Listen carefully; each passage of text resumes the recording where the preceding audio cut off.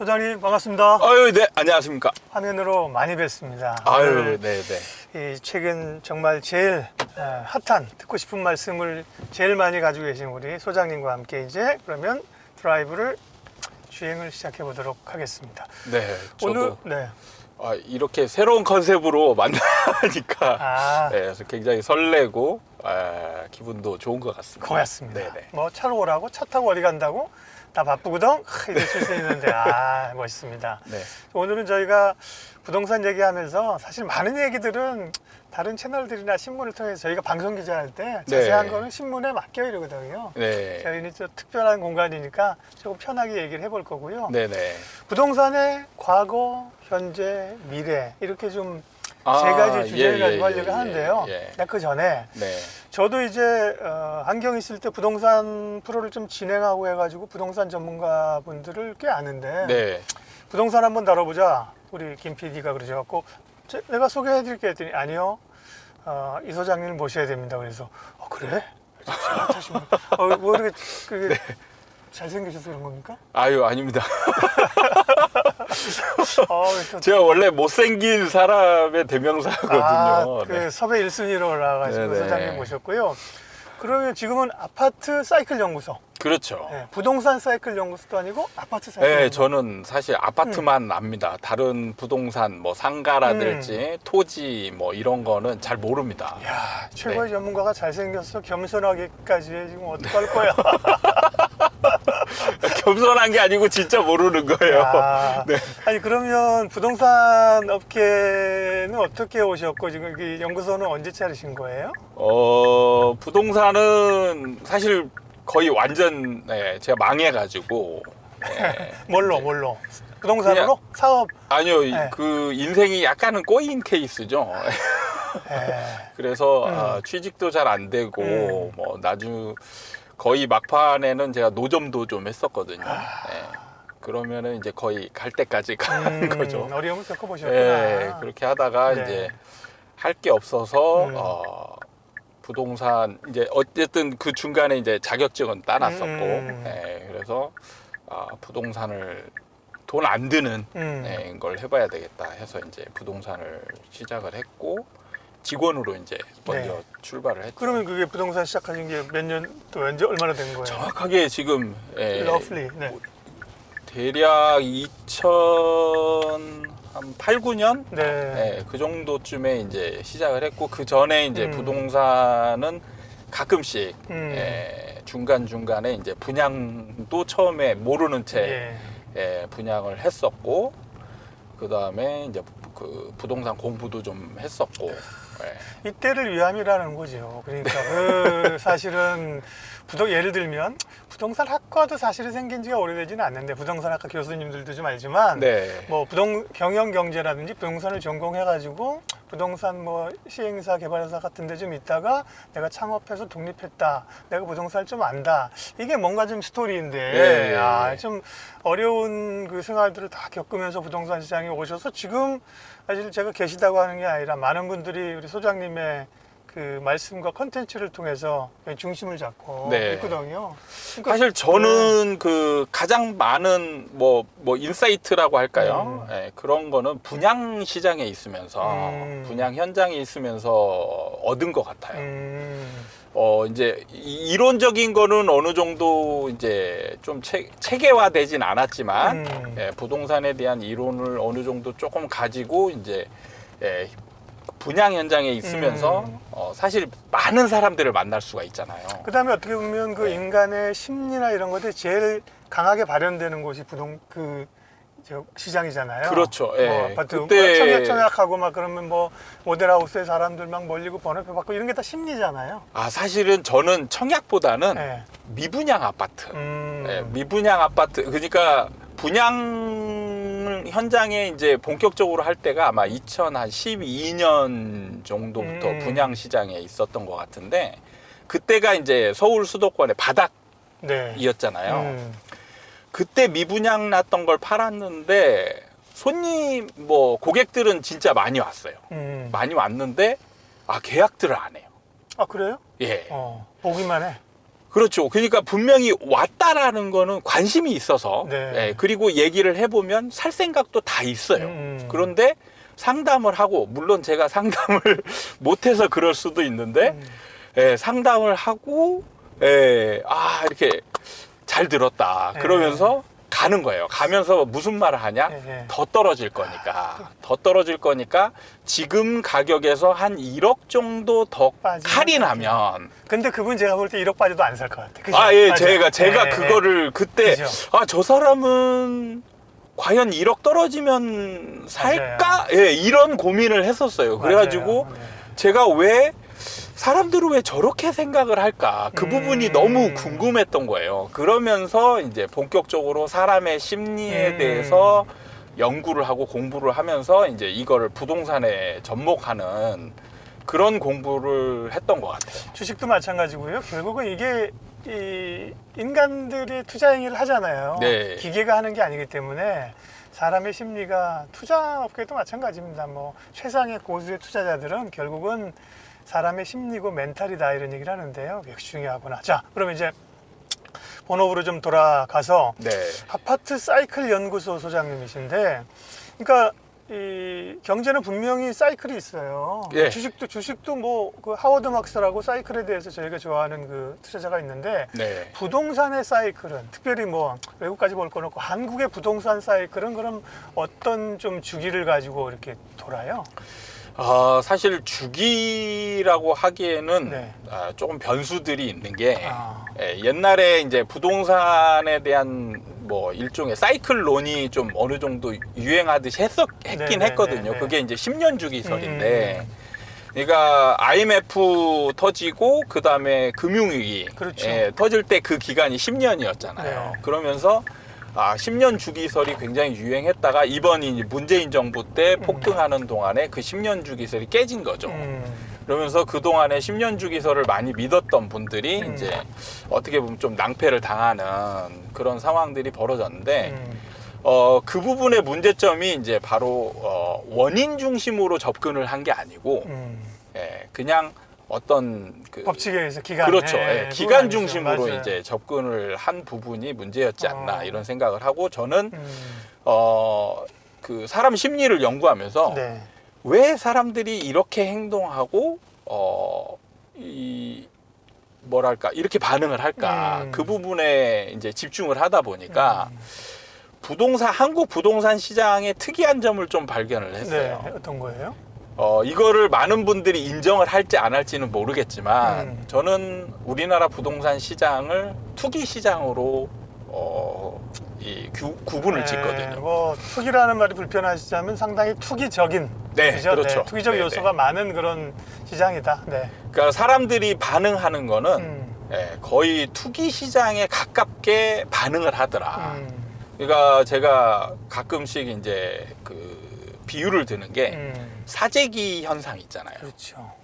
우리가 이제 사재기 현상하고 비슷하게 상황을 겪었던 게 아주 좀 긴 오래전에 보면 허니버터칩 네네. 그런 사태를 한번 겪었었고 그 다음에 최근에는 이제 코로나로 인해서 마스크 대란 그러니까 특수한 상황이란 말이죠. 저것도 있어요. 포켓몬빵에 들어있는 예, 맞아요. 띠부띠부 그런 상황이 되면 관심이 없던 사람들까지 그걸 사려고 너도 나도 맞아요. 달라들게 되고 가세가 생기는 거죠. 그렇죠. 그로 인해서 가격이 많이 더 올라가고 그러니까 부동산도 마찬가지라는 생각이 들거든요. 가격이 지속적으로 올라갈 때는 그동안에 시장에 부정적이었던 사람들, 아예 관심이 없던 사람들이 시장의 매수자로 참여를 하게 되고 그로 인해서 가격이 더 많이 상승하게 되고 그 다음에 가격이 떨어질 때는 마찬가지네요. 떨어질 때도요? 예, 떨어질 때는 우리나라 같은 경우 이제 전세라는 상품이 있잖아요. 그것 때문에 다른 나라보다 더 특수하게 집을 안 사는 경향이 있어요.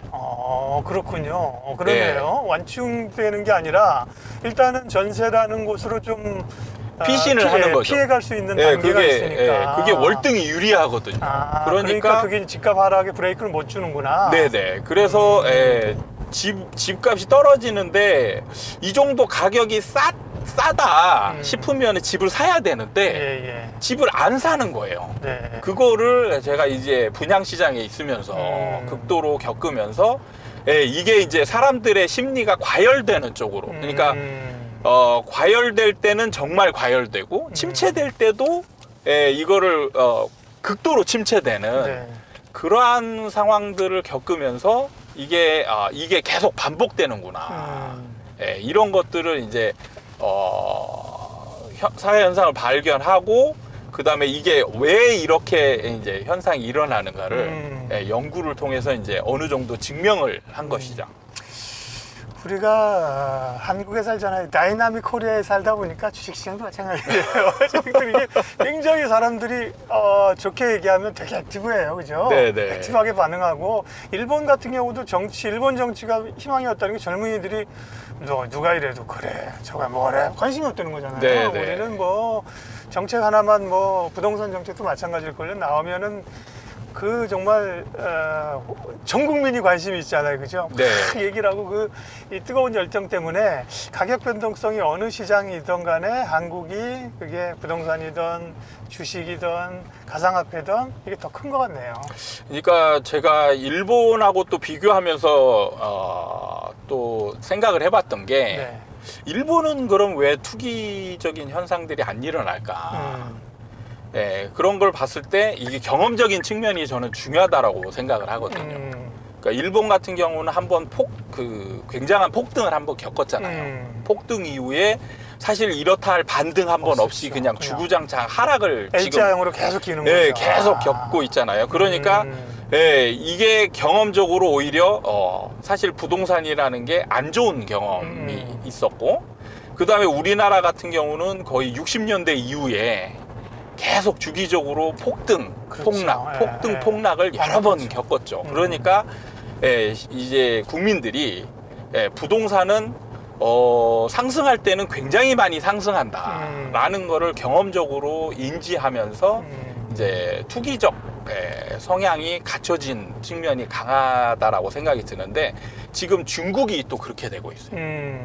중국이 우리나라보다 더 심한 투기 현상이 부동산에서요? 그렇죠. 중국은 부동산 엉망이라 그러던데. 그러니까 엉망이라고 이제 사람들이 관심이 많이 없거든요. 사실 저도 그렇죠. 피상적으로 아는 거죠. 근데 예를 들면 중국이 지금 1억 채가 빈집이 있거든요. 그럼 우리는 1억 채가 빈집이 있으면 어떤 생각이 들까요? 그러면 1억 채가 빈집이 있다? 집값이 떨어지겠지. 그렇죠. 폭락하겠죠. 근데 올랐어요. 그럼 왜 중국은 1억 채나 빈집이 있는데 집값이 올라갈까? 이런 거에 대한 고민을 사람들이 안 하는 거죠. 그건 뭐냐면 중국 사람들이 집을 집으로 생각하지 않는 겁니다. 그럼 뭘로 생각해요? 투기적 자산으로 생각하는 거예요. 그러니까 뭐냐면 투자자들이 집을 사서 집을 채울 생각을 안 하는 거죠.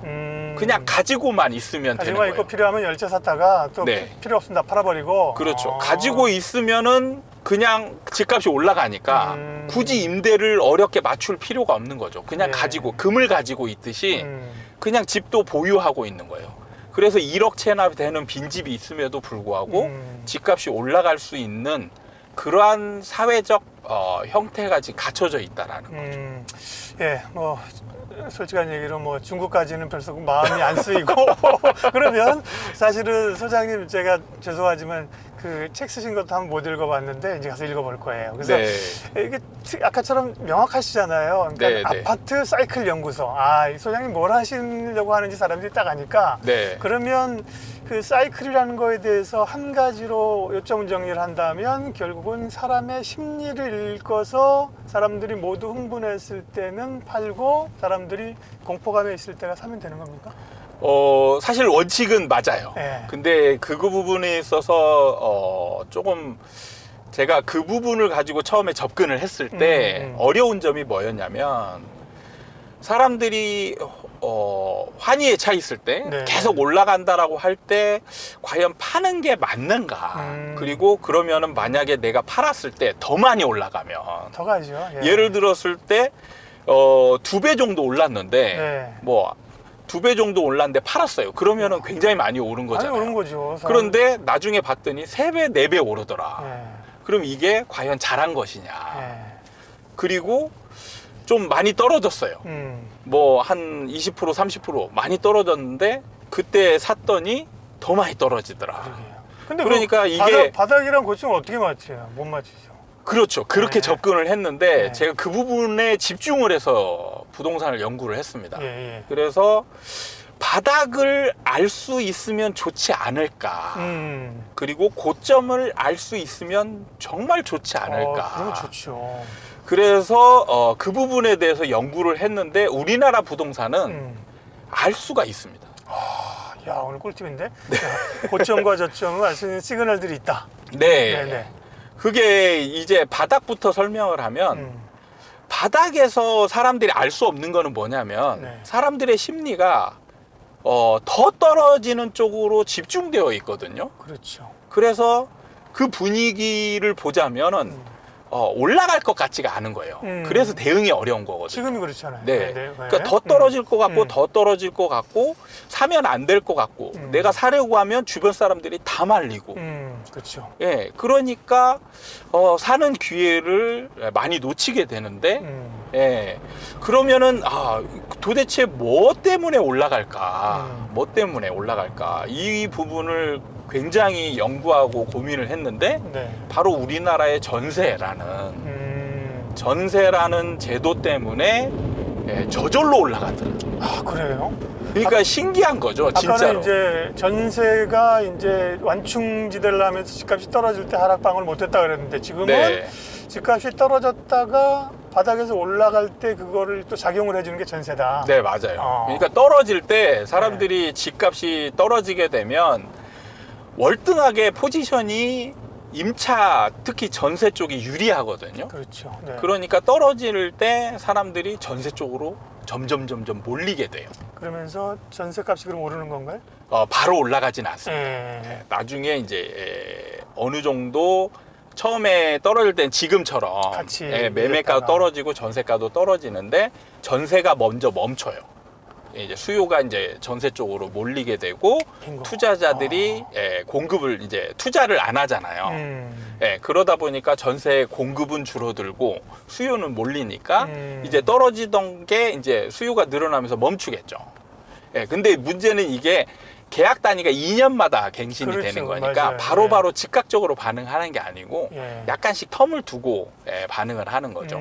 그러면서 이제 2년 지나면 멈췄던 게 조금씩 올라가고 그렇게 되면 이게 누적이 되잖아요. 그러면은 전세난이 생깁니다. 그러니까 박근혜 정부 때 우리는 전세난을 경험했잖아요. 그러면 이거 지금 좀 정리를 하게 되면 보통 가격 지표를 볼 때 지금도 뭐 저도 보지만 뭐 부동산원이나 KB은행에서 나오는 부동산 가격 지수 이런 걸 본단 말이에요. 네, 근데 그거에 사실 선행 역할을 하는 게 전세 가격이라는 말씀이시는 거잖아요. 그죠? 제일 중요한 거는 전세가율입니다. 전세가율. 네. 그러니까 뭐냐면 매매가에 대한 전세가율이죠. 예, 전세가 매매에 영향을 주려면 딱 붙어 있어야 돼요.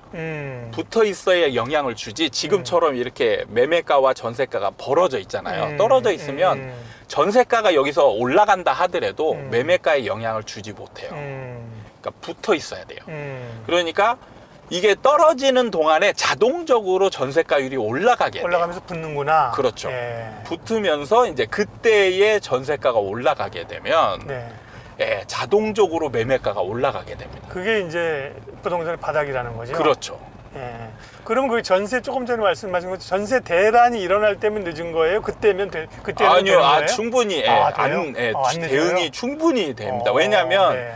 과거 사례로 돌아가 보면 박근혜 정부 때 전세난이 시작된 시점이 거의 한 2014년, 15년부터거든요. 그러니까 매매가도 그때부터 같이 올라가요. 네. 그런데 전세난이 본격화되고 끝물에 멈추는 시점이 언제냐면 2017년 말입니다. 네. 그러니까 2014년부터 올라가기 시작하면 2015년, 16년, 17년에 산 사람들도 어마어마한 집값 상승을 누리거든요. 그러니까 그 인터벌이 그 기간이 이행하는 기간들이 기간이 꽤 되는군요. 그렇죠. 뭐 엄청 2년, 길기 2년 때문에. 이상. 예. 그러니까 그 2014년부터 상승했다면 2021년까지 상승했으니까 거의 한 8년, 9년 정도 상승한 거거든요. 그러니까 대응이 사실 좀 늦어도 괜찮은 거예요. 근데 맞아요. 지금 요즘 사람들을 보면 빠르죠. 굉장히 조급해 있어요. 그렇죠. 지금도 당장 뭐 언제 예. 사야 돼요. 그렇죠. 그래서 오히려 먼저 들어가면 오히려 나중에 속이 쓰리죠. 적당한 먼저 대응을 들어가면. 못 합니다. 좋은 말씀을 이제 한국에서 부동산의 바닥을 잡는 시그널. 이제 우리도 뭐 전세값을 보면 안다라고 하는 거 그냥 상식 그냥 대충 어슴푸레만 알고 있는 건데요. 네. 디테일하게 말씀해 주셨고 그러면 고점 신호는요? 고점 신호는 우리나라만에 있는 특징들 때문에 생기는 거예요. 뭐냐면 제일 중요한 거는 정책이거든요. 네.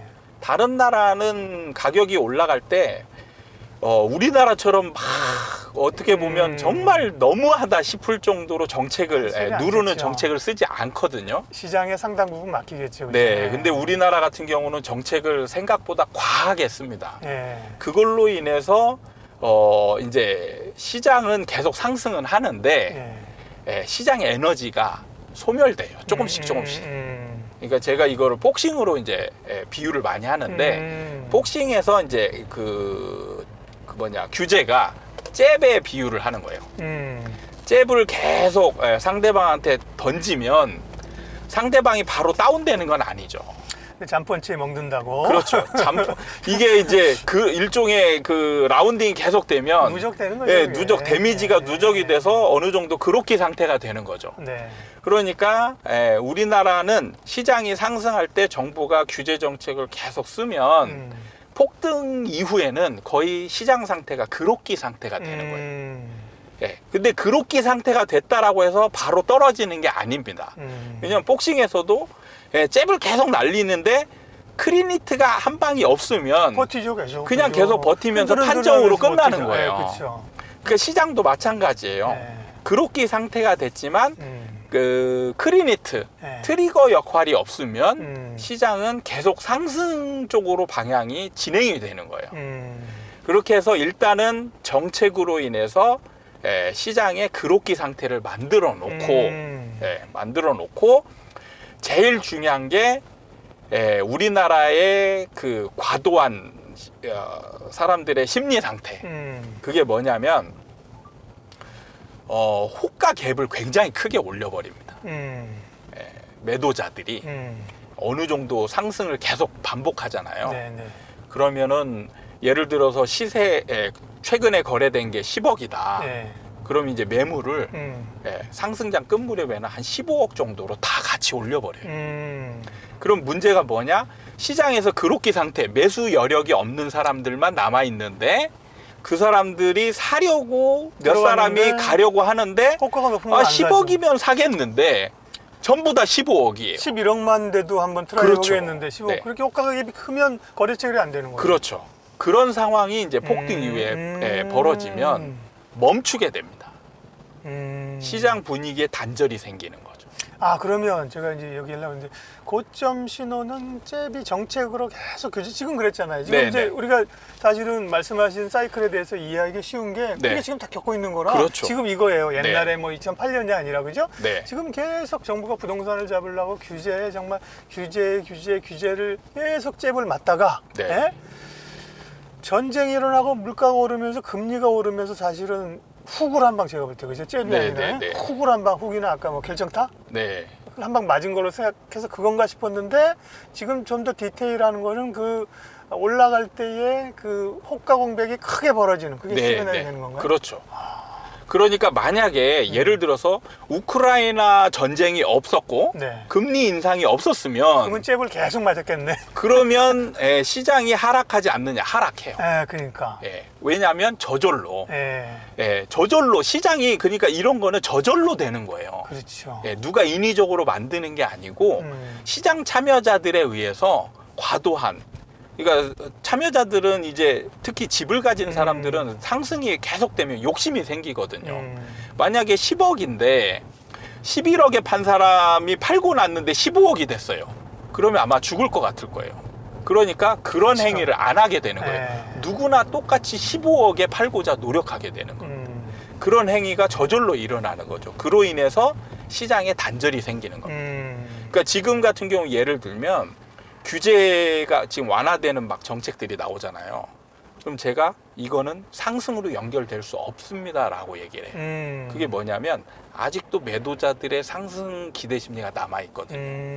그럼 규제 완화가 오잖아요. 그러면 필연적으로 누가 시키지 않아도 똑같은 행위를 해요. 토깔도 올리는구나. 네, 매물을 걷어들이고 호가를 올려요. 그러면은 그러면 매수자들이 이제는 바닥 잡을 것 같아. 정부가 대책 내놓잖아. 올라갈 예. 거잖아. 야, 빨리빨리 부동산에 전화해가지고 사장님 이거 안 팔어. 그렇죠. 네. 혹은 그러니까 혹은 가만히 있으면 매수자들이 사면서 올라가는 상황이 벌어지는데 네. 매도자들이 갑자기 매물을 걷어들이고 호가를 확 올려버려요. 그러면은 매수자들이 사는 행위를 안 하는 거예요. 그러면서 멈추는 거죠. 그러니까 연결이 안 되는 거예요. 네. 아, 오늘 정말 저도 그렇고 저희 주식초등학교에 픽업 시청하시는 분들이 굉장히 그 좋은 내용들을, 아니 저도 소장님 그 유튜브 내용도 보고 글 텍스트 나오면 요즘 제가 인터뷰하기 전이라 열심히 보는데 네. 직접 말씀을 드리니까 되게 명쾌합니다. 훨씬 더 명쾌해서. 그러니까 사실 다른 요인보다 가장 중요한 게 시장 참여자들의 심리예요. 심리 상태가 어떻게 몰려 있느냐 이게 제일 중요한 거예요. 그러니까요. 근데 보통은 그 정도는 뭐 연관한 사람도 얘기한다니까요. 심리가 중요해. 아까 제가 얘기한 것처럼. 그렇죠. 막 사람들이 못 사서 안 다닐 때는 팔고 네. 확 공포에서 빠지면 사면 되는데 그 시점이라는 게 사실 막연하거든 애매하잖아요. 네, 근데 그 디테일함을 모르기 때문에 그래요. 디테일하게 그게 뭐 사람들이 뭐 예를 들면 그 인간 지표를 찾기 어렵잖아요. 그렇죠. 근데 그거를 예, 딱 예. 그 뭔가는 그 분위기 느껴지지만 어쨌든 그걸 체크하기 위해서는 정량적인 게 필요하거든요. 네, 네, 그걸 네. 지금 말씀을 해주셔가지고 네. 아주 큰 도움이 됐습니다.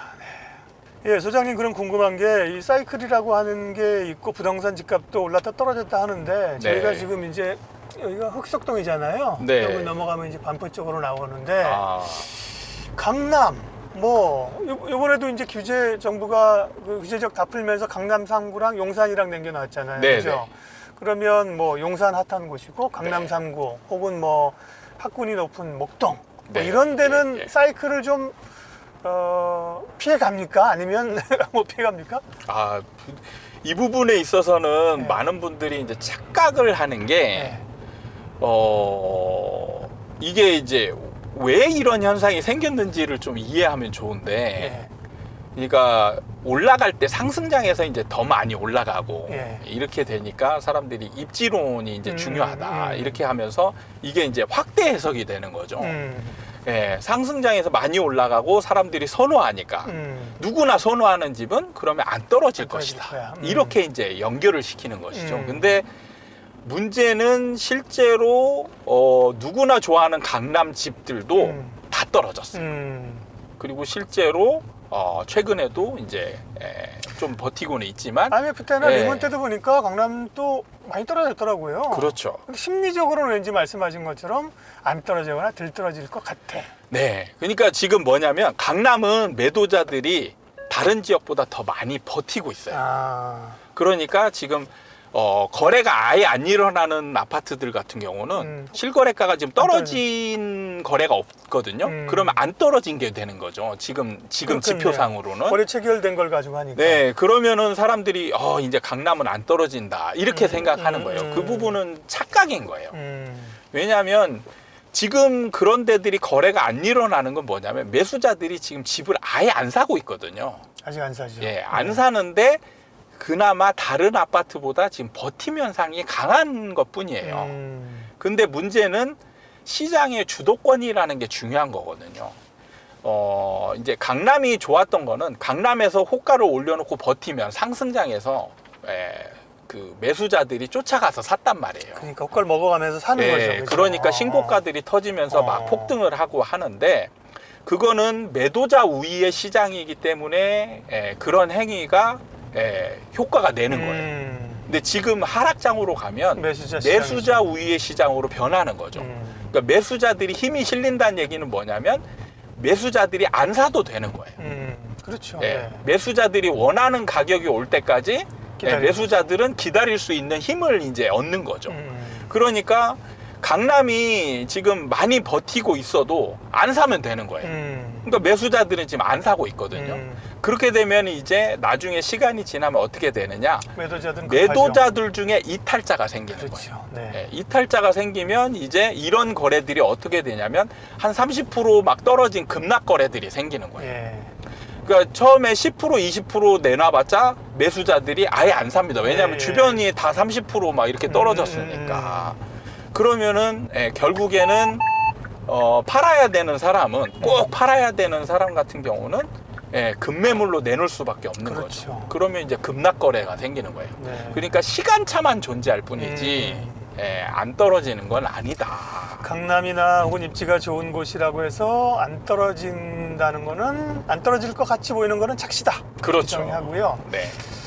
작년에 사실은 부동산 시장이 뭐 안 좋은 상황에서 그 레고랜드 사태가 이거 사실은 주거용은 아니고요, 그죠? 네, 네. PF 이런 쪽인데 네. 그게 사실 부동산 시장도 그렇고 자금 시장에 굉장히 큰 충격을 아직까지 사실 수면 위에 있어요. 바닥은 네, 아닌데. 맞습니다.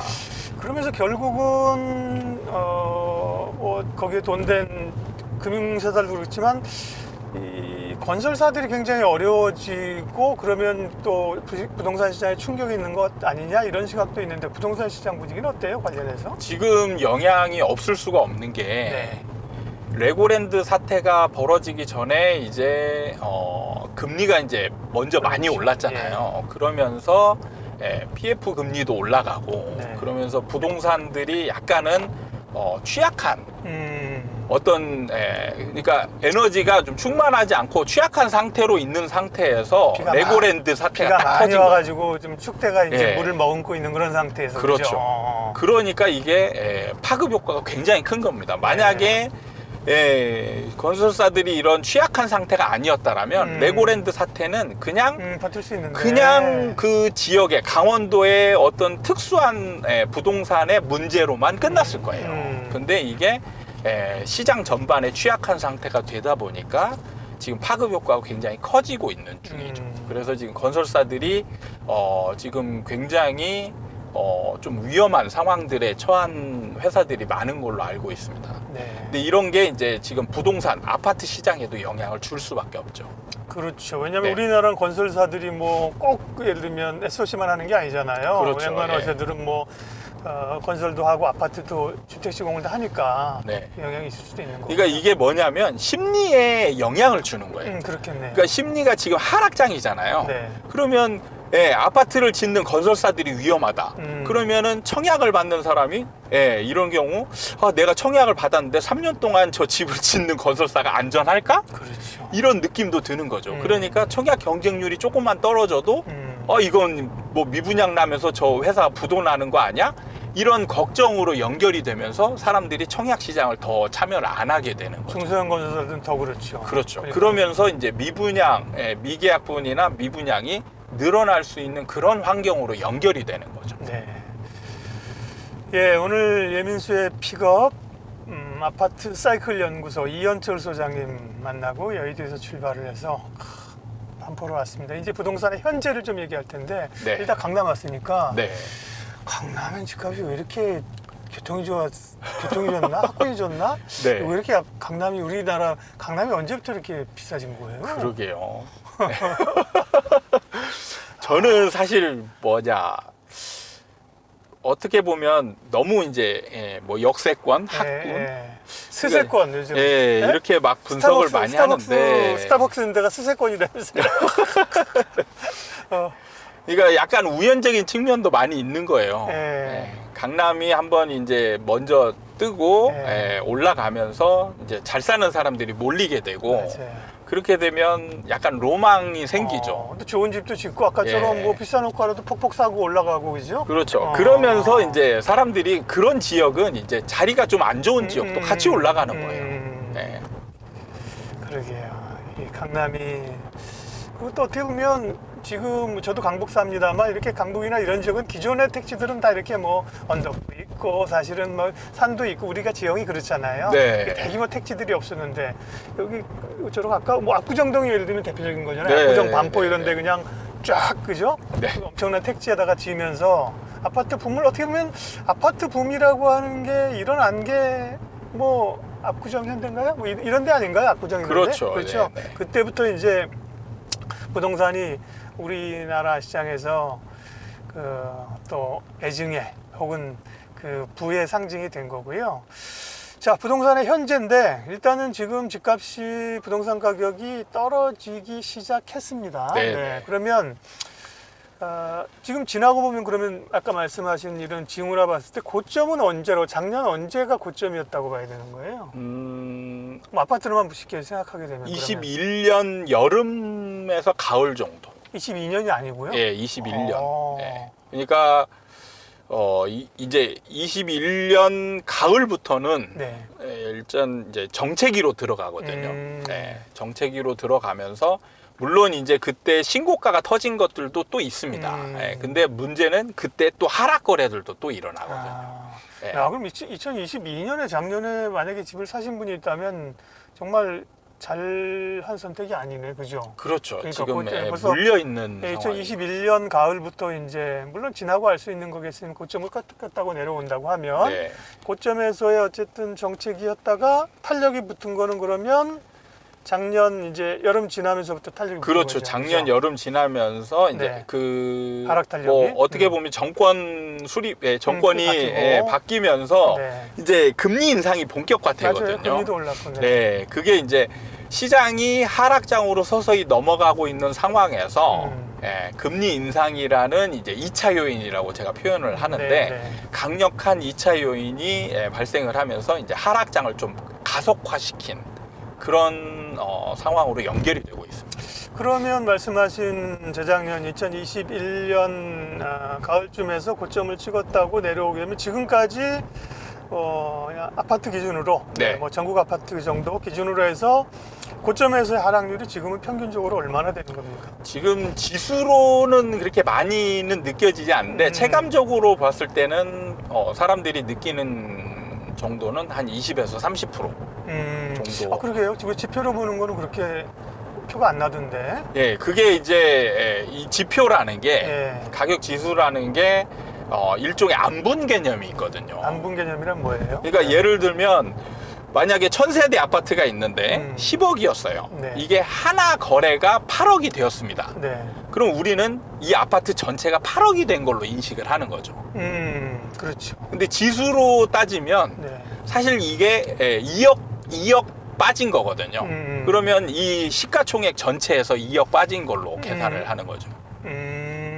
만약에 1000세대가 10억이었다. 그러면 10억 곱하기 1000이죠. 그렇죠. 그럼 이게 시가총액이죠. 네네. 거기에서 2억 빠진 겁니다. 네. 그럼 0.001 뭐 이렇게 빠지게 되는 거죠. 아, 그 방식이 그렇다는 거죠? 일종의 아마 지수 내는 저도 그거를 좀 네네네. 정확한 산식이나 이런 걸 좀 그럴 수 알고자 있겠네요. 노력했는데 그럴 수 그거는 있겠네요. 나오지 않고 지금 네. 아마 비슷한 개념으로 저도 이제 운전을 하면서 하니까 사실은 이제 되게 이제 깊게 디테일하게 적으면서 못하니까 집중력이 떨어지는 바가 있는데 그 이해가 되는 왜냐하면 항상 체감이랑 다르잖아요. 네네. 아파트 가격이 말씀하신 것처럼 제가 이제 비전문가로서 얘기하니까 아마 방송 보시는 분도 저랑 비슷한 생각을 고점에서 그러면 한 적어도 한 15, 20%는 빠졌겠다 이렇게 생각하는데 뭐 부동산에서 나오는 거 이런 거 보면 뭐 5%, 7% 이래요. 이건 뭐지? 네네. 근데 사실은 거래된 것만 가지고 얘기한다 그러셨잖아요. 그렇죠. 그죠? 네네. 근데 그 정도의 지금 떨어진 가격에서 모든 아파트가 다 거래가 됐다면 훨씬 많이 떨어졌겠죠. 그렇죠. 그죠? 예. 네. 근데 이제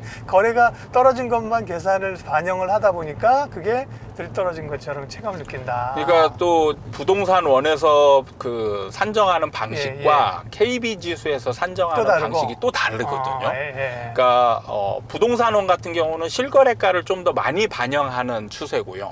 그다음에 KB 지수는 호가를 더 많이 반영합니다. 근데 이제 이게 산정하는 방식이 그 원인의 차이가 있거든요. KB 지수 산정하는 방식은 사실 대출을 위해서 하는 방식이거든요. 그렇죠. 네. 근데 예를 들어서 이런 겁니다.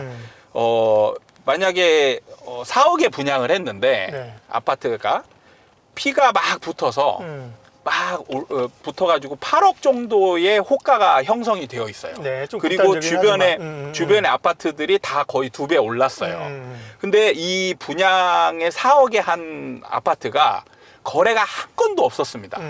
그러면 지금 호가가 8억인데 대출을 뭘로 해줄 거냐? 이게 8억이 진짜 가격이냐를 이게 인정을 할 것이냐 말 것이냐 이런 문제가 생기는 거죠. 그렇죠. 거기다 대출 금액이 달라지니까. 근데 KB 지수 같은 경우는 이걸 호가를 인정해 줘야 되는 게 뭐냐면 이때 이제 입주하면서 대출을 받을 거 아니에요. 그러니까요. 그러면 이때 대출 나오는 가격이 가격에 비례해서 대출을 줘야 되는데 그러니까요. 분양가의 거래가 하나도 없었으면 원래 가격은 4억인 거잖아요. 그러면 4억에 비례해서 대출을 해주면 다른 아파트는 다 2배 올라가지고 주변 아파트는 다 8억이 됐는데 이 아파트는 누가 봐도 8억인데 그러게요. 거래가 한 건도 없었다라고 해서 그래서 그게 4억에 해주면 이게 문제가 생기는 거잖아요. 그러면 뭐 그 LTV인가요? 그 담보로 나오는 게? 그렇죠. 그러면 2억밖에 안 나오는 건데. 그렇죠. 그러니까. 그래서 호가를 인정할 수밖에 없는 그런 지수 방식인 거예요. 그러면 뭐 이게 좋다 저게 좋다 뭐 할 수는 없지만 실질적으로 그런 현장의 효과들을 더 반영하는 거는 KB 지수를 보는 게 또 유용할 수도 있겠구나. 근데 그게 이제 그 시기별로 또 다릅니다. 왜냐하면 하락장에서 지금 같은 경우 하락하는 아파트들이 수두룩한데 강남 아파트들은 이제 거래가 없으면서 호가를 버티고 있는 거예요. 그렇죠. 그러면 여기 KB 지수는 여기가 높게 나오거든요. 하락한 게 아닌 게로 나오는 거예요. 그러니까 그때 다르구나. 그렇죠. 그러니까 이거를 지수를 어떻게 사용하느냐의 문제. 그러니까 통계를 사용할 때도 사람들이 자기 입맛에 맞게 그렇죠. 전문가들이 자기 입맛에 맞게 그냥 자기한테 유리한 쪽으로 갖다 쓰는 경향들도 많은 거예요. 그러니까요. 자, 그럼 다시 본론으로 돌아가지고 집값이 과연 고점에서 얼마나 빠진 걸까요? 그러니까 통계적인 착시나 그 지수 산정 방식에 이런 걸 좀 감안하고 실제로 전문가라서 소장님 느끼시기에 아파트 기준으로 한 25%에서 30% 정도 빠진 걸로 본다. 네. 그러면 그건 사실 많이 빠진 거거든요. 그렇죠. 가격이. 네네.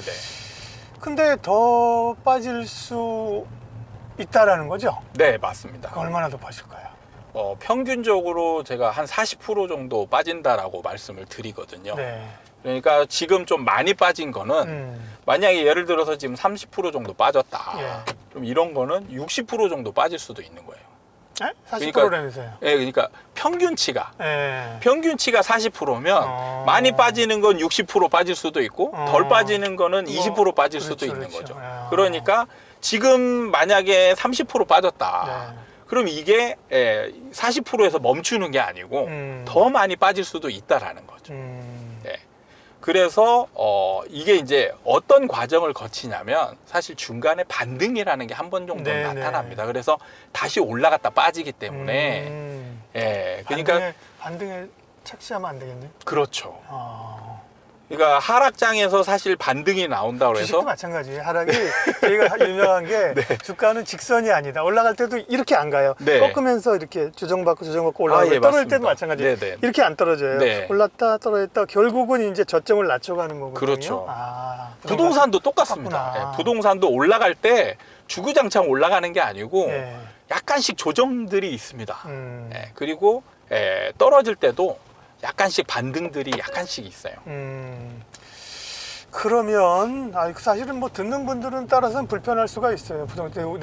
만약에 매수 대기자 입장이라고 하면 그래? 더 빠지면 사야지. 근데 그 지금 높은 이자에 대출 받아갖고 산 사람들은 당신 둘이 얘기하는데 집값이 60%까지 빠진다고 불편해하실 수 있을 텐데. 그럴 수 있죠. 근데 이거 아까 얘기한 것처럼 평균적인 개념을 얘기하는 거고 각자의 입장이 또 다 다르니까요. 그러면 매수자 입장에서는 아직 그 결단할 때가 용기를 낼 때가 아니네요 지금. 그러니까 이 부분에서 주의해야 될 게 뭐냐면 집값이 안 올라갈 거라고 전제를 하면. 그 다음에는 이제 순수한 주거 비용이라는 게 이제 다가오는 거거든요. 주거 비용. 그러면 주거 비용으로서의 유리한 포지션이 과연 뭔가 이걸 따져봐야 되는데 여기에서 가장 많이 실수하는 게 이제 실거주는 괜찮다. 실거주는 주거 비용이 안 들어간다. 보통 그렇게 얘기하잖아요. 예, 그게 이제 착각인 거죠. 착각이에요. 예. 실거주가 훨씬 많이 들어갑니다. 예. 그러니까 우리나라에만 있는 전세 제도를 잘 이해해야 되는데 지금 우리 자동차를 타고 있잖아요. 예. 주택, 우리 특히 전세를 제외한 모든 임차 상품은 소유한 것보다 임차 비용이 더 많이 들어갑니다. 그러니까 자동차를 타고 있는데 자동차를 렌트해서 쓸 수도 있고 자가로 자차로 네네. 소유해서 쓸 수도 있잖아요. 한 5년 정도나 6년 정도 쓰고 나면 나중에 어떤 게 유리하냐? 보유한 게 훨씬 더 유리하죠. 그래서 임차로 쓰는 게 비용이 훨씬 더 많이 나갑니다. 그런데 우리나라에만 있는 이 전세 제도는 임차인이 월등하게 유리해요. 그러니까 예를 들면 이거죠. 집값이 10억이다. 그럼 지금 전세가는 한 6억 정도 되잖아요. 그러면 10억 이제 자가로 들어간 사람은 10억이라는 비용을 일단 들여야 되잖아요. 그렇죠. 그럼 여기에 대출을 받든 안 받든, 일종의 주거 비용, 기회 비용이라는 게 나가는 거죠. 그 돈을 만약에 다른 데 투자했을 때 이익을 금리를 받으니까 그죠? 그렇죠. 그러니까 예를 들어서 만약에 10억 있는 사람이 10억 집을 샀다. 그럼 나는 한 푼도 안 들어가니까 괜찮은 거 아니냐. 비교를 잘못하는 거죠. 6억으로 들어갈 수 있잖아요. 그렇죠. 그러면 6억에 들어가면 이 사람은 4억이 남는 거예요. 그럼 4억을 최소한의 안전한 자산인 예금으로만 들어놔도 지금은 최소한 3, 4%의 예금 이자 금리가 생기잖아요. 그럼 그거에 따른 수익이 생기는 거죠. 그러면은 한 푼도 안 생기는 자가와 임대로 들어갔을 때 4억에 대한 이자 수익이 생기는 것과 어떤 게 유리하냐? 임대가 훨씬 유리하죠. 그 다음에 임대는 안 들어가도 되는 자가 비용이 들어가게 되죠. 뭐냐면 취득세가 들어가요. 그렇죠. 취득세라는 게 들어가고 그 다음에 보유세가 들어갑니다. 그러니까 비용이 더 많이 발생하는 구조인 거예요. 근데 이 전세라는 건 우리나라에만 있는 제도거든요. 그래서 지금 상승장만 굉장히 오랫동안 지금 경험을 한 것 때문에 실거주가 유리하다라는 이런 일종의 잘못된 프레임이 형성이 되어 있는 거예요. 근데 여기서 한 1, 2년 지나면 이때부터 이제 어떤 이제 키워드가 많이 이제 회자되냐면 하우스 푸어. 하우스 푸어가 이제 집을 가진 사람이 거지인 상황이 되는 거예요. 쇼킹한데요? 네, 그렇죠. 그러니까 이거를 지금 아무도 생각을 안 하는. 왜냐하면 제가 이제 요즘은 부동산 방송은 잘 안 한다 그랬지만 지금 저희 머니투데이에서 이제 부동산도 가끔은 하고요. 그때마다 이제 그분들이 잘못했다는 게 아니라 일반 눈이 그래요. 전문가들도 그냥 자기 거주할 집 같은 경우는 그냥 아무 때나 사세요. 내가 살 집인데 뭐 이렇게 얘기하거든요. 그 말은 아까처럼 비용을 안 따진다는 건데 그럼 안 된다는 거네요. 그렇죠. 근데 지금 제가 말씀드린 거는 그냥 집값이 올라가지 않고 떨어지지도 않는 그냥 가만히 있는 거를 전제하는 상황이에요. 근데 여기서 집값이 떨어지는 상황이면 집을 가진 사람은 자산이 그냥 순식간에 자산이 지금 줄어드는 거죠. 그러면 제가 이제 아까 언제 집을 사야 돼요? 이렇게 아직 살 때가 아닌가요? 그렇게 말했는데 그 비용을 따져봐라. 그게 사실 그 부자 아빠 로봇 기요사키 얘기 비슷해요. 그런 어떤 캐시플로나 이런 걸 따져보라는 건데요. 그렇죠. 집, 차, 외산이 사는 순간부터 감가상각되고 돈 들어가는데 그거 똑같은 얘기거든요. 그러면 집 사지 마요. 그렇죠. 지금은 집을 안 사는 게 유리한 거예요. 그러니까 집은 우리나라는 집값이 올라가야만 그것도 많이 올라가야 돼요. 왜냐하면 비용이 더 많이 들어가기 때문에 그 비용보다 적게 올라가면 오히려 올라도 손해죠. 그렇기 때문에 많이 올라가야 집을 보유하는 게 유리한 포지션이 되는 거예요. 많이 올라갈 수 있는 그런 기회나 타이밍이 왔다고 생각하면 집을 사지만 굳이 그렇지 않거나 떨어질 거면 집을 안 가지고 있는 게 나은 거죠. 집을 죽기 살기로 사야겠다는 생각도 꼭 그 진리가 아니다. 그렇죠. 그죠? 그냥 어떻게 보면 전세 제도로 하는 게 좋은 거니까, 그죠? 네. 그러니까 여기서 이제 이거를 또 반박하는 분들이 네. 많이 예를 드는 게 그럼 임차는 주거권이 불안하지 않냐. 그렇죠. 네. 이런 얘기를 하는데 네. 이것도 올라가는 상황에서의 주거 불안정이 생기는 겁니다. 올라가니까 전세가 올라가고 그러면 임대인들이 전세를 올리려고 그렇게 막 무지하게 노력하고 그러면 올려주지 않으려면 이사를 가야 되고 그렇죠. 그러니까 2년마다 이사해야 된다라는 그런 강박관념 같은 게 생기는 거예요. 네. 근데 하락장에서는 전세가도 잘 안 오르거든. 당분간은. 그러니까 지금 같은 게 전세가도 떨어지고 있잖아요. 그러면은 임대인이 오히려 제발 있어주세요 라고 부탁할 판이거든요.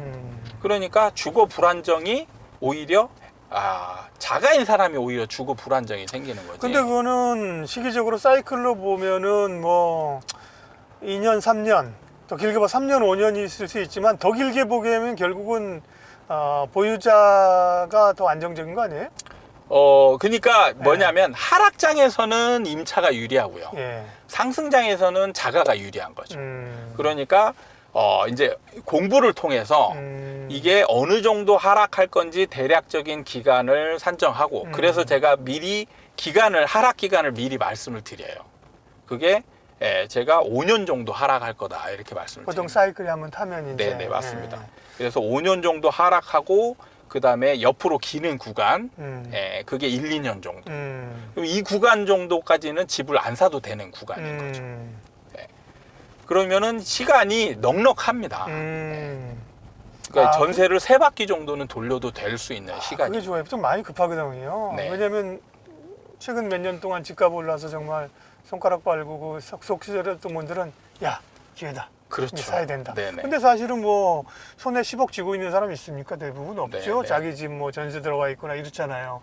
또 그러면 내년에 전세 만기인데 내년에 사야 되나? 그렇게 조급하게 생각할 필요가 없다는 얘기네요. 그렇죠.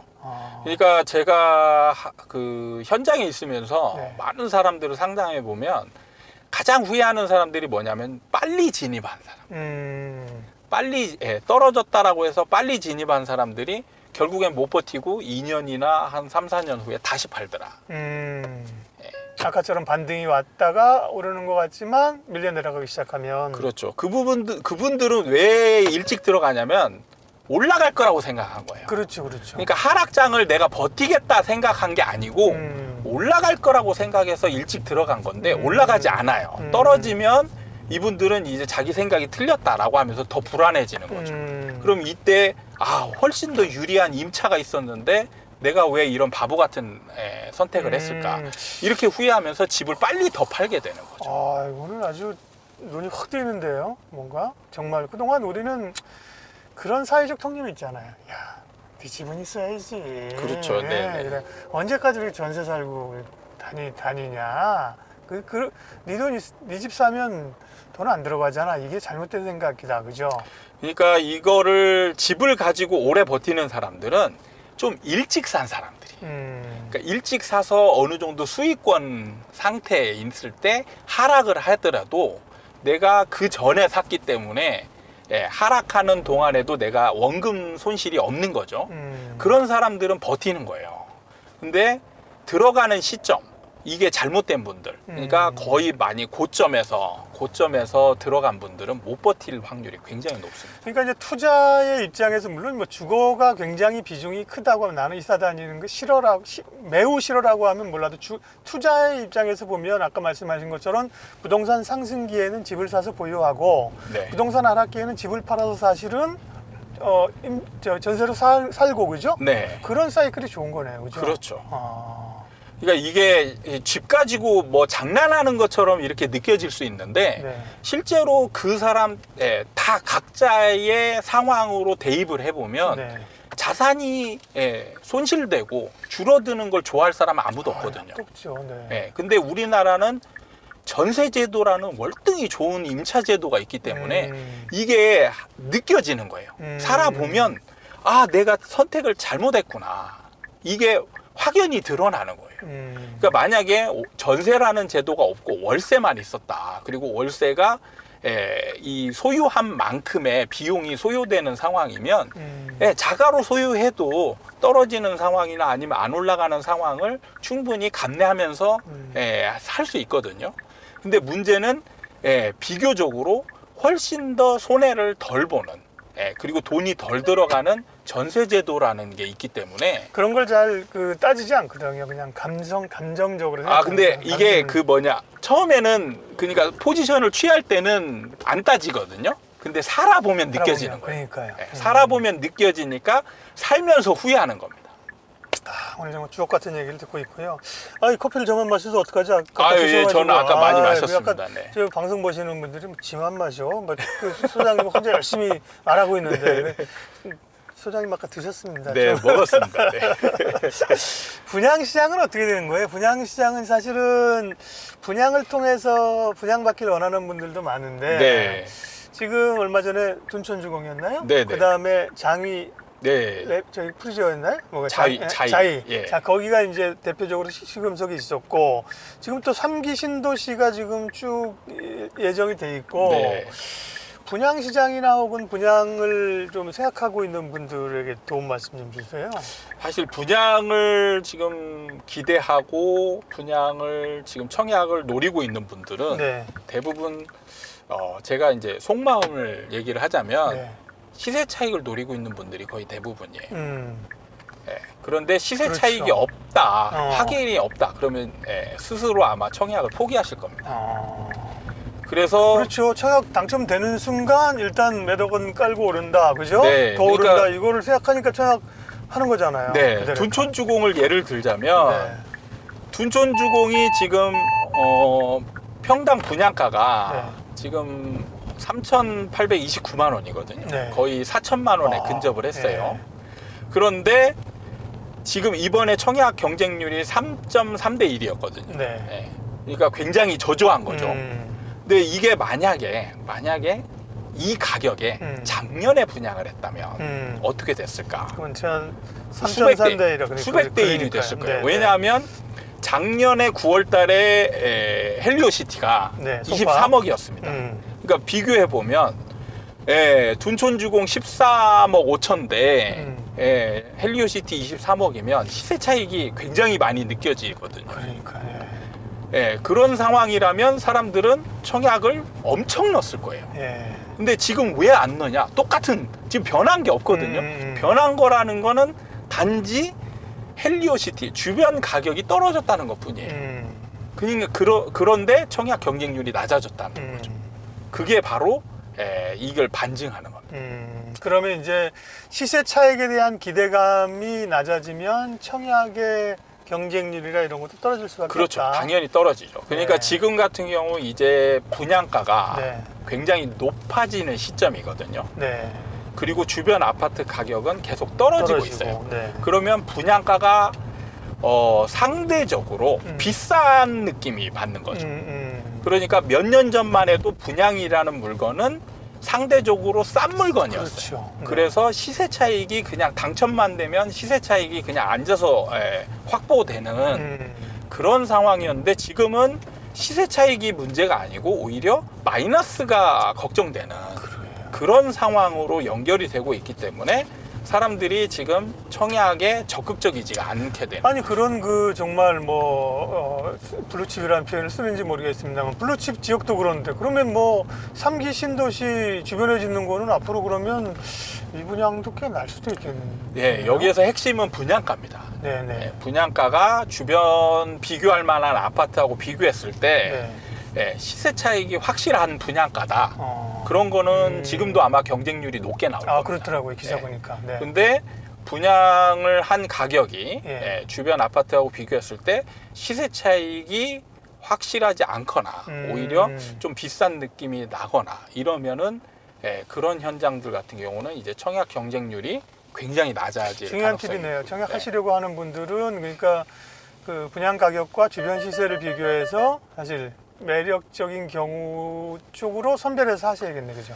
근데 저는 청약 가능하면 네. 지금 단계에서는 청약을 노리지 않는 게 좋다라는 거죠. 그러니까 둔촌주공을 예를 들면 마찬가지입니다. 네. 옛날 만약에 둔촌주공이 작년에 분양을 했다라면 지금은 어떤 상태가 됐을까? 그러니까 작년에 분양을 했다라면 수백 대 1이었을 거예요. 예. 그럼 피도 붙었었겠죠. 그렇겠죠. 그럼 지금은 근데 작년에 받았다고 해서 지금까지 못 팔잖아요. 그렇죠. 못 팔죠. 지금 가지고 있어야 돼요. 예, 그러니까요. 가지고 있어야 되는데 지금 주변 가격은 아파트가 떨어지면서 떨어졌고. 얘도 피도 빠지고 지금 제자리 오거나 아니면 마이너스가 될 확률이 많아요. 그러니까 지금 이게 추세적으로 봐야 되는 거예요. 지금 정적인 시간을 정적인 개념으로 지금 비교했더니 아 좋다. 이렇게 해서 들어가면 안 된다는 거죠.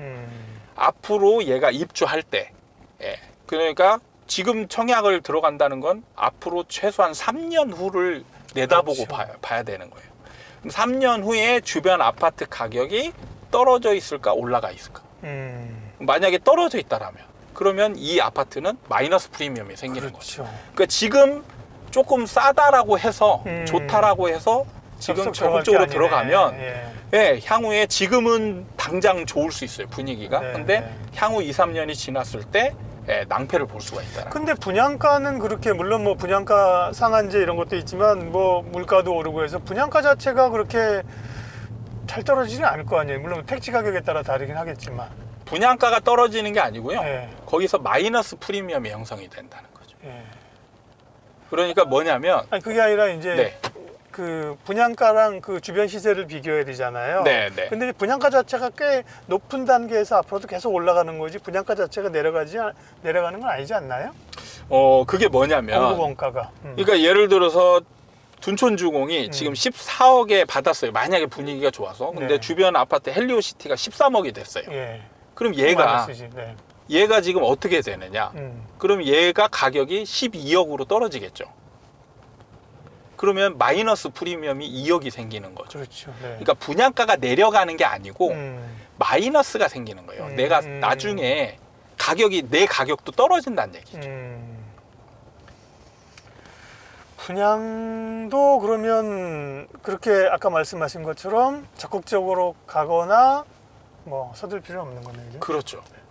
정부 입장에서는 고민이겠는데요. 지금 왜냐하면 전 정권에서 지금 아파트 공급 늘린다고 해서 3기 신도시고 일정들 다 잡아놓은 거 있잖아요. 네네. 조정을 뭐 일정 부분 한다고 해서 예를 들면 백지화할 수는 없을 거잖아요. 네네. 그죠? 네. 그런 물량들은 나와야 되고 또 잘 청약이 안 되고 그러면 그것도 좀 골칫거리겠는데. 그러니까 지금 정부가 규제를 풀어주고 있는 거죠. 사라. 예. 그러니까 지금 만약에 규제가 그대로 있는 상태면 아마 매수자들이 더 집을 안 사겠죠. 청약도 안 받고 그러면 미분양이 많이 나게 되고 미분양이 많이 나게 되면 건설사가 더 위험해지고 이런 사태로 연결이 되기 때문에 이렇게 되면은 이제 국가 경제 자체가 또 위기에 빠지고 그렇죠. 이렇게 되니까 정부는 분양이 좀 되게끔 만들어야 되는 뭐 상황으로 만들어야 되는 거죠. 정부가 이제 엔간한 거는 뭐 전 정부 시작하기 전까지 지금 서울 3개구 용산구 빼고는 뭐 다 풀어졌고 그랬는데요. 더 풀 수 있는 게 지금 그러면 또 규제는 더 풀 수 있는 게 뭐가 남았어요? 지금 남아 있는 게 분양권이 가구수에 포함되는 게 있고요. 네. 그다음에 이제 전매 제한은 거의 풀었고, 네. 네. 그다음에는 지금 취득세 중과 네. 네, 이거를 조금 다주택. 완화시켰는데 다주택이요? 예, 네네. 다주택자 취득세 중과를 아예 없앤 게 아니고 조금 완화를 시켰습니다. 근데 이 부분도 이제 더 없앨 수 있는 거죠. 대출 쪽도 조금 더 그렇죠. 늘어줄 수 대출도 있나요? 확대시켜 네, 줄 수 네. 있는 부분인데 네. 지금은 아마 DSR 같은 경우는 지금 건들기 어렵지 않을까 생각이 들어요. 그나마 DSR이 있어서 우리나라 집값 급락을 좀 예를 들면 가수요를 좀 막았다 이런 또 지금 그런 분석도 있대요. 그러니까 그런 거보다 지금은 가계부채 비중이 네. 굉장히 크잖아요. 네. 그랬을 때 여기서 지금 금리 인상으로 인해서 이제 뭐 경매 나오거나 이런 상황이 벌어지면 이게 연쇄 사태가 벌어지거든요. 그래서 지금 DSR을 지금 확 풀어주지 어려운 부분이 DSR은. DSR을 풀어주면 이게 대출이 확대가 생기고 가계부채가 증가하게 되거든요. 그러면 사실 꼭 집 살려는 수요가 아니더라도 집을 담보로 대출을 받을 수 있겠죠. 그렇죠. 그죠? 예. 그러기 때문에 이게 가계부채가 더 취약하게 되는 거죠. 그러면 LTV는 좀 풀어줄 수 있어요? 그렇죠. LTV는 조금씩 네. 더 풀어주고 있는 추세인데 네. 그러니까 이자를 감당할 수 있는 사람만 더 받아라. 뭐 이런 얘기인 거죠. 네, 소득 수준이 되는 사람은 대출을 좀 많이 받고 소득 수준이 안 되는 사람은 대출을 한도를 늘려줄 수가 없다. 그러니까 LTV는 풀어주지만 제한이 있다라는 거죠. 네. 이거 일률적으로 예를 들면 그렇죠. 뭐 50에서 60, 70 이렇게 가는 게 아니라 네네. 네. 소득과 상환 능력을 좀 보면서 풀어준다 이거군요. 그렇죠. 그래서 네. DSR 같은 경우를 풀어줘야 이제 대출이 실질적인 확대가 적용이 되는 건데, 그렇죠. 예. 예, 지금 같은 경우는 DSR을 풀어주기 어려운 게 금리 인상 기조에 있고, 맞아요. 예, 그리고 안 그래도 가계부채가 많은데. 예, 지금 경기 자체가 지금 침체 쪽으로 가고 있기 때문에 그러면 여기서 경제가 돌아가지 않으면 이자를 못 갚는 사람들이 늘어날 수 있다라는 거죠. 그러면 근데 그럴 때마다 꼭 나오는 게, 아이, 그러면 돈 있는 사람만 또 부동산 하락하는 것도 찝찝하겠구만. 돈 없는 사람은, 그죠? 그렇죠. 지금은 그러니까 정부는 이런 구도 같아요. 뭐냐면 집값이 하락하는 추세에서 네. 돈이 있는 사람이 집을 지금은 사도 사지. 괜찮다. 아. 사줘라. 네네. 네. 그래서 좀 하락을 그렇게라도 하락이 방어되기 그렇죠. 네. 어느 정도 하락은 하되 네. 급격하게 하락하는 건 좀 방어를 하게끔 그렇죠. 그렇게 유도를 하는 느낌이 많이 느껴집니다. 그러니까 그전에는 뭐 그 사회적 분위기죠. 그전에는 있는 사람들만 또 하게 해주는데 지금은 이제 뭐 경기가 안 좋고 부동산이 이렇게 떨어지게 되면 그런 것들도 뭐 다 용인이 되는 거죠, 사회적으로. 그래, 있는 네. 사람이 좀 바쳐라. 그러니까 이게 만약에 완전한 바닥권에서 네. 이렇게 막 풀어주고 돈 없는 사람 거를 죄고 네. 이러면은 이제 말씀하신 것처럼 돈 있는 사람만 혜택을 보는 그런 걸로 되는 게 아니냐, 불만을 충분히 얘기할 상황이 될 수 있는데 지금은 하락 상황이기 때문에 굳이 이걸 불만을 가질 필요는 없을 것 같다. 알겠습니다. 부동산의 현재 우리가 당면한 이야기, 또 집값은 얼마나 빠질까, 어떻게 해야 될까, 그 문제는 여기까지 하면 될 것 같습니다. 자, 그러면 이제 부동산의 미래에 대해서 이제 이현철 소장님과 얘기해서, 여기 제가 일부러 목적지는 아닌데 압구정동을 지금 왔습니다. 예. 바람 부는 날에는 압구정동, 옛날에 좀 수시적에 압구정동에서 조금 노셨나요? 아니요, 압구정동 거의 가본 적이 없습니다. 원래 그 전공은 뭐였어요, 소장님, 그러면? 저는 정치 외교였습니다. 정치 외교? 네. 학점이 굉장히 안 좋았어요. 학점이 그때, 그게 지금이야 뭐 취업하려고 학점이지, 옛날에는 뭐 학점이 무슨 중요하지. 학점 좋은 사람보다 학점 안 좋은 사람이 훨씬 성공하는 사람이 많아요. 네. 예. 그 정치를 좀 나가고 그러셨어요. 아유, 제가 술을 잘 못 먹어서.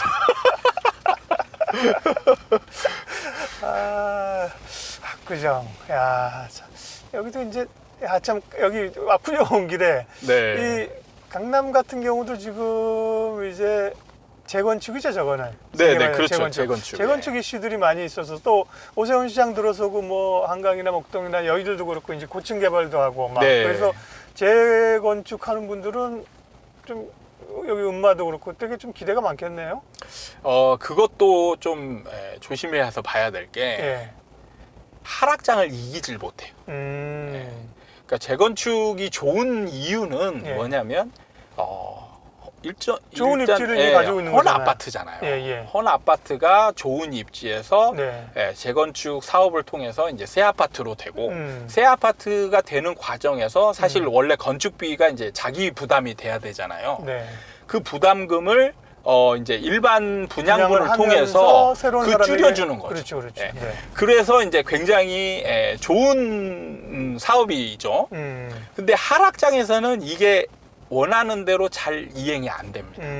이게 뭐냐면 사실 조합원들 입장에서는 가장 좋은 시나리오는 뭐냐면 일반 분양분이 많고 자기 부담금 안 내는 거죠. 그 다음에 네. 여기서 분양가가 높게 분양이 잘 되는 게 가장 좋은 상황이에요. 그렇죠. 근데 문제는 뭐냐면 분양가를 높이면 분양이 안 되죠.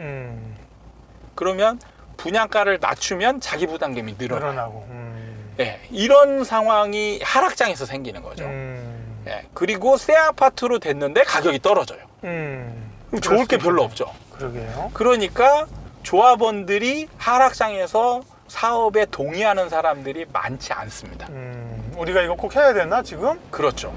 그래서 사업이 멈추는 현장이 많아져요. 예, 그것도 특징이군요. 네, 시장이. 그러면 이게 이제 호재로 작용할 수가 없죠. 사업이 진행이 되더라도 호재로 작용하지 않고요.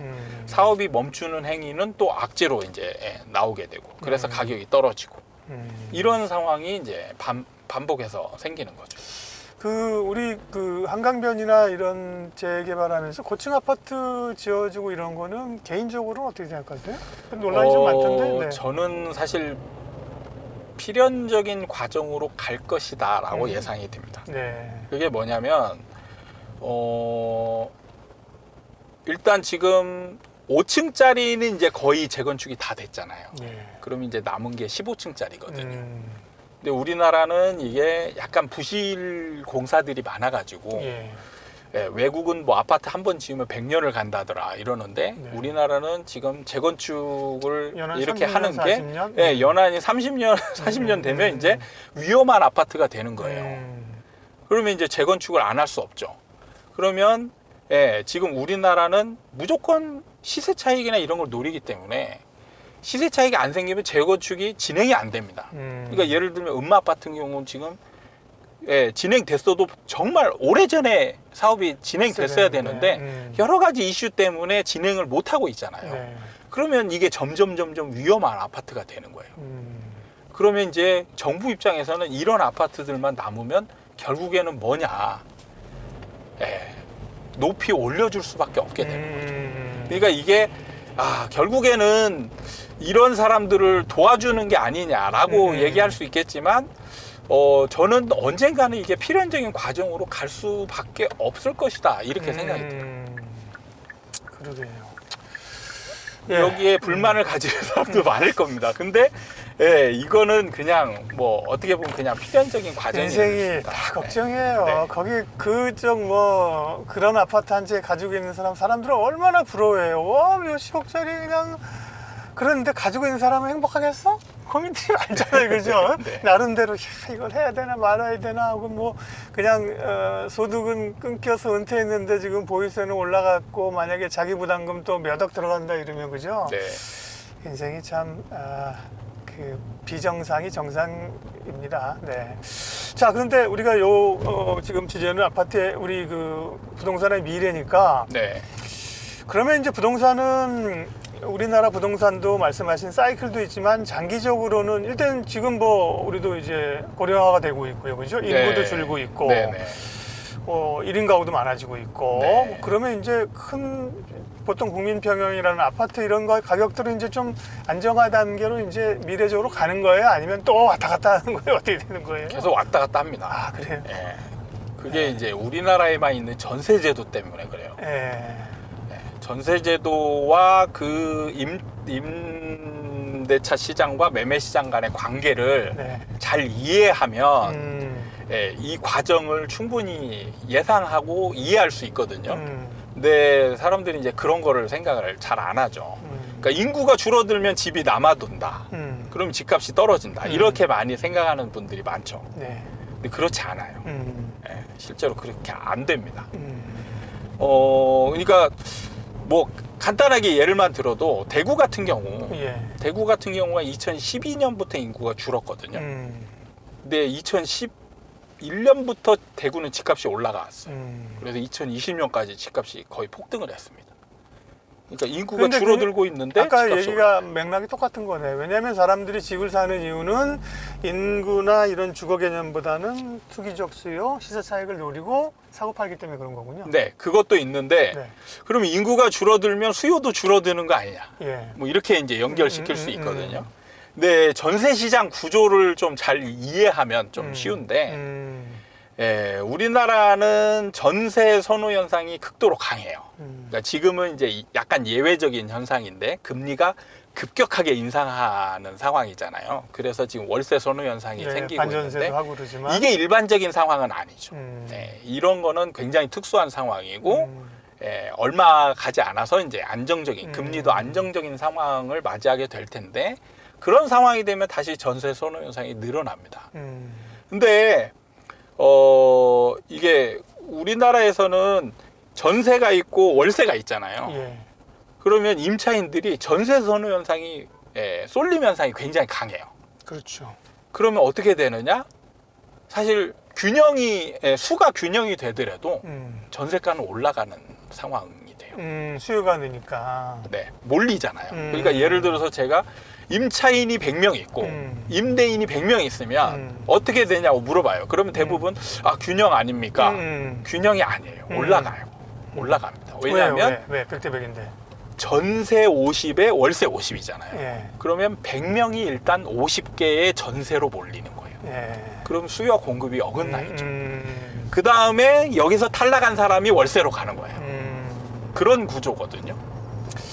전세 제도를 정말 말씀하신 것처럼 잘 이해해야겠네요. 부동산. 그렇죠. 그러니까 네. 우리나라만의 독특한 상황이라고 하는데 사실은 그러니까 임차인 입장에서도 전세가 좋아요. 왜냐하면 그 돈이 어디 날아가는 게 아니잖아요. 그렇죠. 물론 네. 뭐 이자 비용이나 이런 거 있겠지만 또 이런 게 전세금 옛날에는 전세금 적당히 올려줄 땐 좋은 게 뭐 네. 2천만 원 올려줘 그러면 그렇게 만들면 그게 어쨌든 내 목돈이 되는 거죠. 내 돈이 되거든요. 네, 네. 근데 최근에는 뭐 갑자기 전세금을 뭐 2억 사는데 2억 올려달라고 이래서 문제가 되는 건데. 그렇죠. 그래서 좋은 측면이 있고 그죠? 주거 네, 안정에서. 네, 네. 그런데 또 아까 말씀하신 것처럼 부동산의 가격은 약간 뭐 좀 왜곡시킨다 그럴까? 뭐 네, 그런 맞아요. 요인으로 예. 작용도 하고. 그러니까 독특하네요. 이게 뭐냐면 너무 쏠림 현상이 강하니까 이로 인해서 다른 매매 시장을 또 왜곡시키는 그런 현상이 발생을. 우리나라만 있는 거예요, 전세가? 그렇죠. 예, 전세가 예. 그러니까 다른 나라에도 있긴 있어요. 예. 그런데 우리나라처럼 전반적으로 완전 자리 잡은 그런 나라는 우리나라밖에 없어요. 우리는 왜 그렇게 생길 걸까? 궁금하네. 신기하게 이건 우연입니다. 우연. 아 그래요? 네. 그러니까 누가 디자인해서 정책적으로 디자인해서 된 게 아니고. 왜냐하면 전세라는 상품은요. 예. 원래 임대인한테 극도로 불리한 상품이거든요. 그렇죠. 예를 들어서 차를 샀는데 전세로 임대를 줘요. 그러면 렌트 회사는 망하는 거죠. 그렇죠. 수익이 없는 거예요. 예. 그러니까 특수하게 우리나라에만 왜 전세가 존재하느냐, 집값이 계속 올랐기 때문에. 그래서 전세라는 제도를 활용을 해서 레버리지로 활용을 하고 일종의 투자 상품으로 활용을 해서 집값 올리는 그런 데에 이제 투자용으로 쓰게 되는 거죠. 네. 그게 이제 그냥 우연히 자리 잡은 겁니다. 그러는 과정에서 이제 임차 제도, 불합리한 그 임차인이 불리한 그런 제도를 임대차 보호법으로 보호를 해주면서 임차인이 극도로 선호하는 물건이 될 수밖에 없게 또 제도적으로 보완이 됐던 거죠. 네. 예, 집을 과연 집값이 떨어지는 시기에 있는데 언제 사야 되느냐, 분양은 받는 게 좋으냐 아니냐 이런 거는 이제 앞에서 쫙 이미 얘기를 하셔가지고요. 네. 충분한 대답이 됐고요. 특별히 그러면 우리 젊은 분들, 후배들을 위해서 좀 부동산을 어떻게 바라볼 것이며 어떻게 대할 것인가를 좀 얘기를 좀 하죠. 왜냐하면 사실은 젊은 세대들이 여러모로 지금 집값은 아버지 세대들이 다 올려놓고 네. 집 못 사게 만들어 놓고 네. 그거도 이제 포모 때문에 못 참고 영끌해서 샀더니만 이 집값 떨어지기 시작하고 네. 괴롭잖아요. 그렇죠. 그러면 아까 말씀하신 것처럼 그냥 젊은 세대들은 꼭 산다는 개념보다 주거 비용을 생각하면서 그냥 임차로 가는 개념이 맞는 건지 네. 혹은 투자해서 볼 때 어떻게 봐야 돼요? 부동산이라는 자산을. 저는 투자 자산으로 보는 게 사실은 뭐 어떻게 보면 정의관념이나 어떤 당위관념에서는 어긋날지 모르지만 개인적인 입장에서는 저는 투자관념으로 보고 떨어질 때는 집값이 떨어질 때는 임차로 갔다가 그 다음에 집값이 올라갈 때 무조건 그때는 집을 사야 되는 거죠. 그러나 그게 오늘 굉장히 좋은 인사이트가 막 그렇게 조급하게 그렇죠? 네, 조급하게 하면 안 되고 하지 않아도 된다. 올라가는 거 보고 충분히 늦게 사도 충분하다. 그리고 문제는 이제 저는 좀 강조하고 싶은 부분은 부동산에서 관심을 절대 놓으면 안 된다. 왜냐하면 필수품이기 때문에 그래요. 그러네요. 그러니까 예를 들면 주식이나 사실 젊은 세대들은 주식이나 비트코인에 관심이 더 많을 많죠. 겁니다. 왜냐하면 사실 네. 접근성은 쉽거든요. 그렇죠. 쉽게 접근하기 때문에. 100만 원, 200만 원 있어도 할 수 있는 거잖아요. 그래서 부동산에 관심을 놓고 있다가 부동산이 과열되면 그때 들어오는 거죠. 맞아요. 그럼 이제 항상 관심을 안 가졌던 사람들이 필연적으로 겪는 현상은 뭐냐면 상투에 고점에 그렇죠. 들어간다는 맞아요. 얘기죠. 그러면은 고점에 들어가서 영끌해가지고 물린 사람들이 또 부동산 시장에 부정적인 사람으로 남게 되는 거예요. 그러니까 악순환이 된다는 거죠. 그래서 이걸 극복하기 위해서는 부동산에 무조건 관심을 두고 공부를 해야 되는 거예요. 주식, 비트코인은 공부 안 해도 돼요. 공부해야 돼요. 해도 안 돼. 근데 어쨌든 간에 그러면 어떻게 부동산에 대해서 말씀하신 거 주식이나 이런 자산은 관심을 갖는다는 게 그냥 안 좋을 때도 비중을 굉장히 적게 그래서 조금이라도 가지고 있거나 이러면 관심이 돼요. 근데 부동산은 그럼 어떻게 관심을 갖고 아까처럼 관심의 끈을 놓지 않고 부동산을 보고 있거나 공부를 어떻게 해야 됩니까? 그러니까 지금은 사실 임차로 가게 되면 하락장에서 대부분이 관심을 놓게 되거든요. 그렇죠. 네. 이게 이제 가장 큰 실수거든요. 몇 년 안 봐버리죠. 네. 그래서 지금 젊은 층, 특히 이제 머니투데이 구독자분들은 반드시 지금 공부하셔야 돼요. 공부를 해야만 관심의 끈을 놓지 않고 유지할 수 있는 거예요. 그리고 그 공부 방법은 기존에 있던 공부 방법을 택하면 안 됩니다. 기존의 공부 방법은 입지론이거든요. 입지론으로 사이클을 이길 수는 없어요. 그러니까 많은 분들이 입지론을 했을 때 영끌하는 걸 막을 수 없다라는 거죠. 그렇죠. 그러니까 사이클을 배워야 돼요. 사이클을 공부를 해서 바닥과 고점을 어느 정도 정확하지는 않지만 어느 정도 기준을 세워놓는 게 가장 중요한 공부다. 이거죠. 그러니까 그러면 뭐 굳이 막 열심히 임장 다니고 이런 것도 약간 입지론적인 배경 아닌가요? 그런 거, 그렇죠. 임장을 다니고 이런 거는 정말 입지론적이고 사실은 시간적, 뭐 여러 가지 노력으로 했을 때 소모가 많은 공부 방법이에요. 근데 사이클만 알면 저는 입지론도 사실 필요 없다라고 생각하거든요. 왜냐하면 여러분이 쓰레기 같다라고 생각한 집도 상승장에서는 다 오르거든요. 그게 워렌 버핏이 얘기한 거 있어요. 주식도 태풍이 불면 칠면조도 바람에 날아간다고 같이 오르는 거고요. 맞아요. 그러니까 이걸 검증하려면 그냥 아무거나 모르는 거 지도 펴놓고 아파트 아무거나 그냥 콕 찍어가지고 실거래가 그래프를 보시면 돼요. 그러면 다 올라섰습니다. 그래서 그냥 상승장이냐 하락장이냐 이것만 구별하면 충분한 대응이 된다. 그러면 소장님은 그 연구소에서 뭐 글도 쓰시고 방송도 나가시고 책도 쓰시고 뭐 이렇게 뭐 이런 부동산에 관심이 있는 분들을 위한 뭐 정기적인 뭐 강연이나 뭐 이런 학교나 스쿨 이런 건 없습니까? 하고 있죠. 지금 그래요? 일단은 뭐 책을 3권을 썼고 앞으로도 이제 책을 더 쓸 생각이고요. 그 다음에 유튜브를 통해서 이제 많은 대중들에게 다가가기 위해서 노력을 하고 있고, 그 다음에 이제 심도 있는 공부를 원하는 분들을 대상으로 이제 정규 강의 그런 것 좀 해주세요. 같은 제가 정말 뭐 제가 진행을 하고 있습니다. 계시다고 우리 방송에 와주셨다고 뭐 무슨 뭐 띄워드리려고 자랑하려는 게 아니라요. 책도 사실 한 권 읽으면 감명 깊게 그렇지. 손 떼면 또 잊어버려요. 유튜브, 저 유튜브는 굉장히 좋은 정보의 그 성향이지만 유튜브의 최고의 문제점 뭐냐면요. 다 휘발성이에요. 유튜브 방송하면서 이런 얘기하는 게 좀 이상할지 모르지만 나중에 다 들어본 거는 같아요. 네, 맞아요. 나중에 그거 어디서 찾아? 못 찾아요. 그러니까 유튜브에 제가 저도 하면서 가장 취약점은 뭐냐면 체계적이지 않고 사람들이 관심 있는 분야만 얘기할 수밖에 없는. 그러니까요. 물론 이제 뭐 유튜브를 통해서 열심히 공부하시는 거 100번 좋죠. 그러나 약간 말씀드린 것처럼 관심의 끈을 놓지 않으려면 이게 지금 관심의 끈이 1개월, 2개월, 6개월 가서 되는 게 아니라 지금 말씀이라면 그 평생 내 집 마련하고 부동산 투자하기 위한 10년, 20년 동안 계속 관심이 있어야 되는 거거든요. 그렇죠. 그럼 뭐 월간 한번 정례 무슨 그런 강연을 하신다든지 그죠? 그렇게 해서 쭉 그게 관심이잖아요, 그죠? 한 번씩 하는 그런 장을 좀 마련해 주시면 저도 좀 가겠습니다. 제가 정규 강의에서는 유튜브에서 하지 못하는 얘기들을 예. 굉장히 많이 이제 내용을 담고 있거든요. 예. 유튜브에서는 이런 얘기를 하면 조회수가 아예 안 나와요.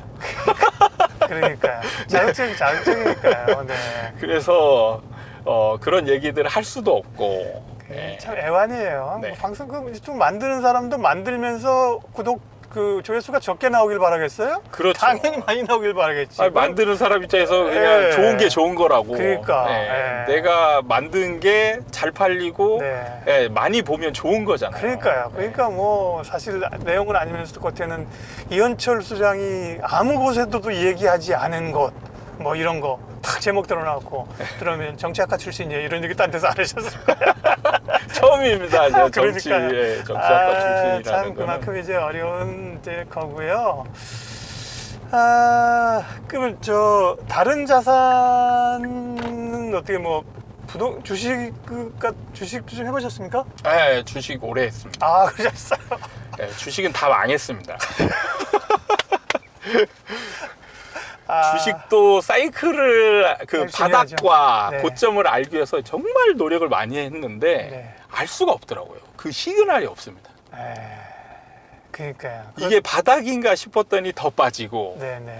이게 고점인가 싶었더니 더 올라가고, 네. 이게 더 올라갈까 싶었더니 떨어지고 참 그러니까 너무 어렵더라고요. 인간 주식은. 심리가 더 매우 짧고 네. 또 강렬하게 반영하는 데가 또 주식시장인 거죠. 네. 그런 거에 비면 부동산이라고 하는 게 아까 말씀하신 것처럼 물론 서둘지 말고 오히려 조금 더 늦게 들어가는, 올라도 늦게 들어가는 게 좋다고 하셨지만 네. 뭐 예를 들면 그래도 부동산은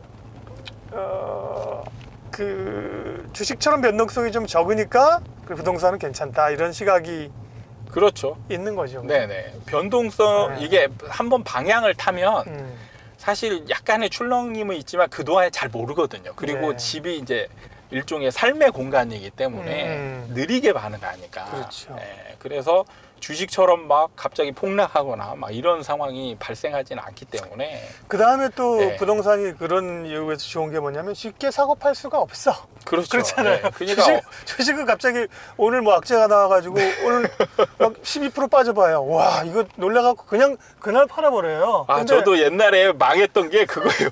안 쳐다보고 있으면 차라리 대응이 될 걸. 아니, 그냥 근데- 쳐다보고 있다가 갑자기 그러니까요. 마우스를 클릭을 해가지고 팔고 났더니 올라가고 막 근데 미치는 부동산은 거죠. 막 지금 빠져. 근데 오늘 내놓는다고 팔리나요? 안 네, 팔려요. 그렇죠. 그러니까 이 어떻게 보면 황금성이 떨어진다는 게 더 이제 장점이 될 수도 있는 거예요. 네, 장점이 되기도 하고 네. 굉장히 대응이 어렵기도 해요. 그렇기도 하겠네요. 네, 맞아요. 매도할 때가 가장 어려운 부분이 부동산입니다. 그렇겠네요. 네, 매수보다 매도가 어렵겠네요. 네, 부동산은 매도가 진짜 어렵습니다. 그래서 제가 제 유튜브에서 2021년도에 이렇게 얘기했어요. 2021년 1월에 이제 출발하면서 그러니까 지금 2년 전이죠. 네. 2년 전에 제가 이제 지금 이 시점에 2년 전 지금 이 시점에 유튜브 방송을 하면서 2021년 전망을 하겠습니다. 2021년은 올라갑니다. 올라갑니다. 올라가는데 무조건 파셔야 됩니다. 근데 이게 사람들은 납득이 안 되는 거예요. 올라가면 사야죠. 그렇죠. 올라가면 올라가는데 사야 되는데 팔려고 왜 그래. 팔으라고 해? 미친놈 아니야? 이게 부동산의 특성이에요. 네. 그래서 2021년도 중간에 판 사람들은 가장 고점에 판 사람이에요. 와, 지금 보면 그때 판 사람들이 정말 잘한 거예요. 그죠? 예. 근데 그때 사실은 팔 생각 안 하죠. 못해요. 네. 네, 어렵습니다. 네.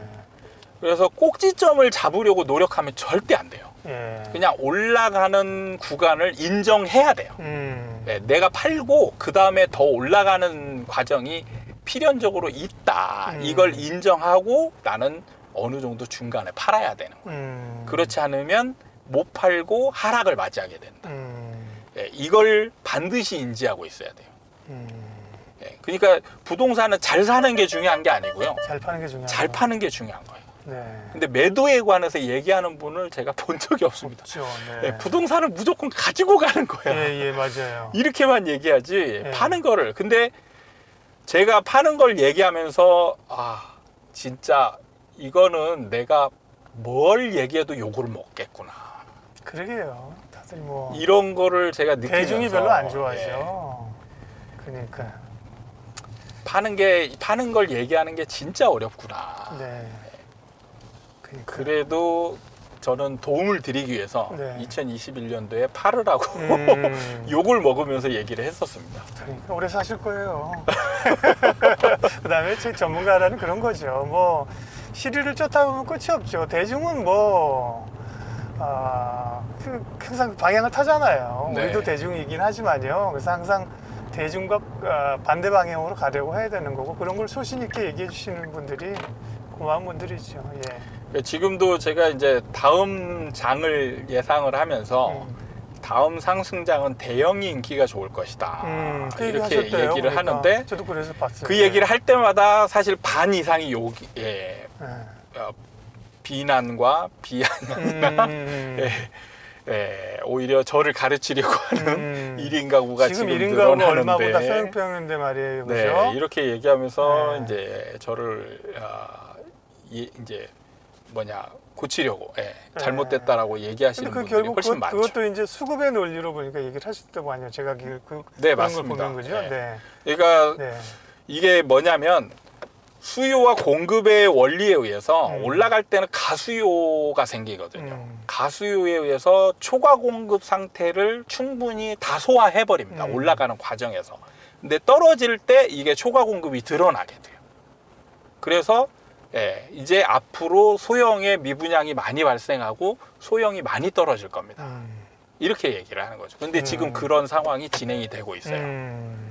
그렇게 되면서 필연적으로 다음 올라갈 때는 대형이 먼저 올라가고 대형은 이제 프리미엄도 붙게 되고 이렇게 돼서 올라가잖아요. 그러면 1인 가구여도 40평대를 살 것이다. 그러게요. 또 그렇게 해야겠네요. 예를 들면 부동산을 사실은 대형이 조금 외면을 받으면서 사실 중형 대형이 예를 들면 우리가 25.7이나 그래서 평으로 하면 32평이나 37평 별로 사실 가격 차이 많이 안 났어요 옛날에. 그죠? 뭐 그러면 어떻게 보면 살 때는 대형 평형을 할 수만 있다면 사는 게 좋겠네요. 네. 네. 근데 지금도 그런 얘기 하면은 댓글의 반응이 굉장히 안 좋아요.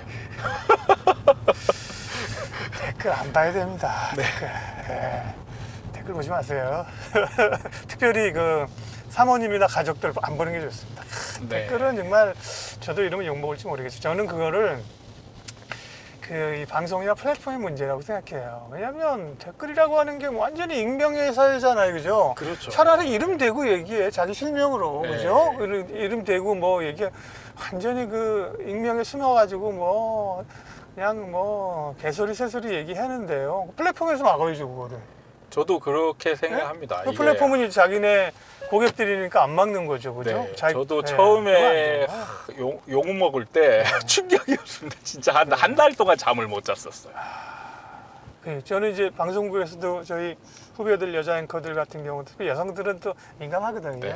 방송 내용도 그렇지만 그날 복장이나 어투나 왜 저렇게 촌스럽니 시골에서 왔니 이런 얘기하면 그날 잠을 못 잔대요. 진짜 그래요. 네, 그래서 제가 얘기하는 게 지금 자꾸 딴 얘기를 생각하는데 왜냐면 그런 반응을 보이는 분들이 양극단이거든요. 네네. 그 방송을 보거나 유튜브도 보면 대부분 사람들은 되게 좋은 얘기 하시네. 혹은 또 내 생각이 좀 다르네. 이럴 수 있지. 댓글 다고 방송국에 전화 오는 것은 양극단이에요. 네네네. 이현철 선생님 너무 좋아요. 평생 한 번만 만나보면 정말 소녀 이런 분들이랑 나와서 아는 게 멋있어 이런 양극단이라니까요. 그러니까 중간에 머저리티 의견이 아닌 양극단이거든요.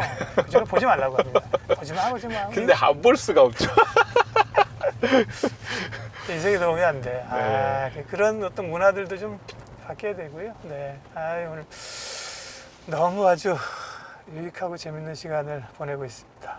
2023년이 이제 시작이 됐는데요. 그러면 올해 소장님 계획은 어떤 겁니까?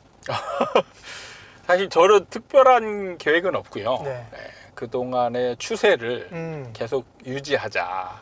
이게 이제 계획이라면 계획일 수 있는 게 유튜브 구독자를 좀 많이 늘리자. 이것과 그다음에 인터뷰도 들어오는 대로 많이 하자. 너무 감사하죠. 예. 네네. 그렇게 하고 이제 강의나 이런 부분은 좀 더 이제 그 부족한 부분이나 이런 것들을 더 보충을 해서 내용에 좀 더 충실하고자 노력해야 되겠다. 이런 부분을 계획을 하고, 그다음에 좀 놀 때는 많이 놀겠다. 네, 이렇게 계획을 삼고 있습니다. 네. 아니 뭐 저희 이렇게 MTN 주식초등학교도 와주시고 유튜브도 뭐 저희가 도움이 드릴 수 있는 게 있으면 언제든지 얘기해 주시죠. 뭐 네. 가서 뭐 우리 김현우 PD랑 가서 춤을 추든지 뭐 가서 뭐 도움이 될 만한 게 있으면 뭐 유튜브 분석을 해드리든지 네, 뭐 네, 더 네. 필요한 거 있으면 우리가 이제 저희 방송은 사적인 동행이니까요. 네. 네. 필요한 거 있으면 언제든지 말씀하시고요. 알겠습니다. 네. 그러면 책은 지금도 준비하고 계세요? 네, 책은 이제 네 번째 책은 좀 컨셉이 이제 기초 분야. 예. 그러니까 뭐 이제 부동산에 아예 모르는 분들, 그런 분들이 지금 부동산을 접할 때 좀 제 책을 보면서 너무 어렵다. 이런 분들이 많은 것 같아서 좀 이제 쉽게 입문할 수 있는 그런 분야의 책을 좀 써볼까 지금 고민 중에 있습니다. 네. 책 한 권 쓰시려면 사실 에너지가 많이 들어가는데. 예, 진짜 소모가 많아요. 그러니까요. 고민도 많고, 네. 제가 원래 글 쓰는 솜씨가 없다 보니까 네. 이게 더 고민이 많이 되고 그러는 것 같더라고요. 네. 글도 뭐 겸손하셔서 그런 거지만 글도 또 많이 써야지 더 좋아지거든요. 그러게요. 마크 트웨인이 한 유명한 말이 있어요. 나는 도대체 글에 재주가 없는 거 가지고 재주가 없어서 글쓰기를 포기하려고 생각했더니만 내가 벌써 작가로 산 시간이 15년이 됐네. 제가 포기할 수가 없네. 이런 얘기를 해가지고 네. 저희 기사 생활할 때 선배들한테 선배님 글을 어떻게 하면 잘 씁니까? 물어보면 딱 그 한마디 합니다. 많이 써. 그 정답이거든요. 그런 것 같아요. 방송도 저 이제 방송 기자 출신이니까 어떻게 하면 방송을 잘할 수 있습니까? 많이 해. 진짜 맞는 것 같아요. 제가 원래 간이 좀 작아서 예, 남들 앞에 서는 거를 굉장히 두려워했었거든요. 예. 그래서 처음 강의할 때 제가 그 약을 먹었는데 우황청심환이나 이런 거는 약효도 안 나타나서 그거보다 더 센 약 있어요? 예? 더 센 약을 이제 어허. 제가 약사하고 상담을 했거든요. 오. 제가 약사하고 제가 지금 강의를 나가는데 심하게 떤다. 긴장된다. 그래서 우황청심환 같은 걸 한번 먹어봤는데 효과가 없는 것 같다. 그럼 어떻게 해야 되냐 네. 했더니 조제약을 먹으라고 하더라고요. 그래서 내과나 뭐 네. 이런 분들한테 가면은 이제 심리 안정, 신경 안정. 그거를 주는데 약간 졸릴 수 있다. 어. 그래서 그걸 먹고 갔는데 예. 좀 진짜 덜 떨리더라고요. 그게 플라시보 효과예요. 나는 약을 먹었으니 이거는 괜찮을 거야. 이것도 우황청심환 특수하게 지은 약이거든. 네. 그게 바로 플라시보 효과야. 그렇게 하고 이제 경험이 쌓이다 보니까 네. 지금은 사실 생방송 뉴스에 나가도 네. 약 안 먹고 그냥 이제 안 떨고 하거든요. 그러니까, 그러니까 이게 경험이 참 중요한 것 같다. 많이 해보면 익숙해져서 조금 잘하게 되는 그런 측면이 있지 않나, 이 부분에 진짜 격하게 공감합니다. 투자도 마찬가지고 사랑도 네. 마찬가지. 첫사랑이 이루어지지 않는 이유는 경험이 경험이 없어서. 그러잖아요. 그러니까, 네. 그러니까 투자도 말씀하신 것 처음부터 내가 집을 사고 주식을 사기 시작했는데 10배가 되고 집값은 2배 오르고 그때 팔아서 4배 그런 게 어디 있어요, 그죠? 네. 실수는 하는데 이제 치명적인 실수를 가능하면 처음에 안 당하는 게 좋잖아요, 그죠? 그렇죠. 예. 그래서 책이나 강의하실 때도 그죠? 네. 초기의 실수를 적은 비용으로 좀 막고, 네. 그죠? 그걸 이제 쌓아가야 되는 거죠. 네. 저도 이제 가끔 얘기하는데 부동산에서 실패는 성공의 어머니다. 이게 아니다. 아니다. 예. 부동산에서 실패는 나락일 수 있다. 그러니까 그렇죠. 네. 예. 그러니까 여기서 전제가 실패는 성공의 어머니다의 전제가 있는데 이 실패가 타격이 별로 없어야 그러니까, 되는 거예요. 네네, 감내할 수 있는. 예, 충분히 그 실패를 통해서 내가 다시 일어날 수 있는 네. 전제가 깔려 있는 거지. 그렇죠. 실패를 했는 게 나락으로 떨어지면 성공할 수 없어요. 그 제기가 안 되는 거죠. 네. 네. 그래서 그 정도, 실패의 정도도 그 어느 정도 선에서 실패하느냐, 이게 중요하다라고 생각을 합니다. 예. 그래서 부동산에서 실패하는 거는 좀 주의해야 될 부분이 있다라고 생각이 들어요.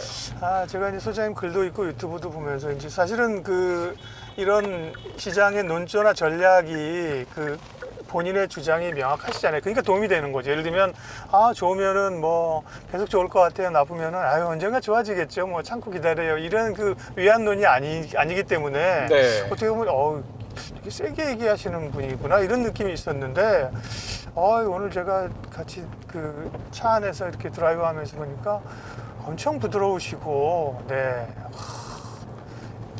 볼수록 볼맷이네요.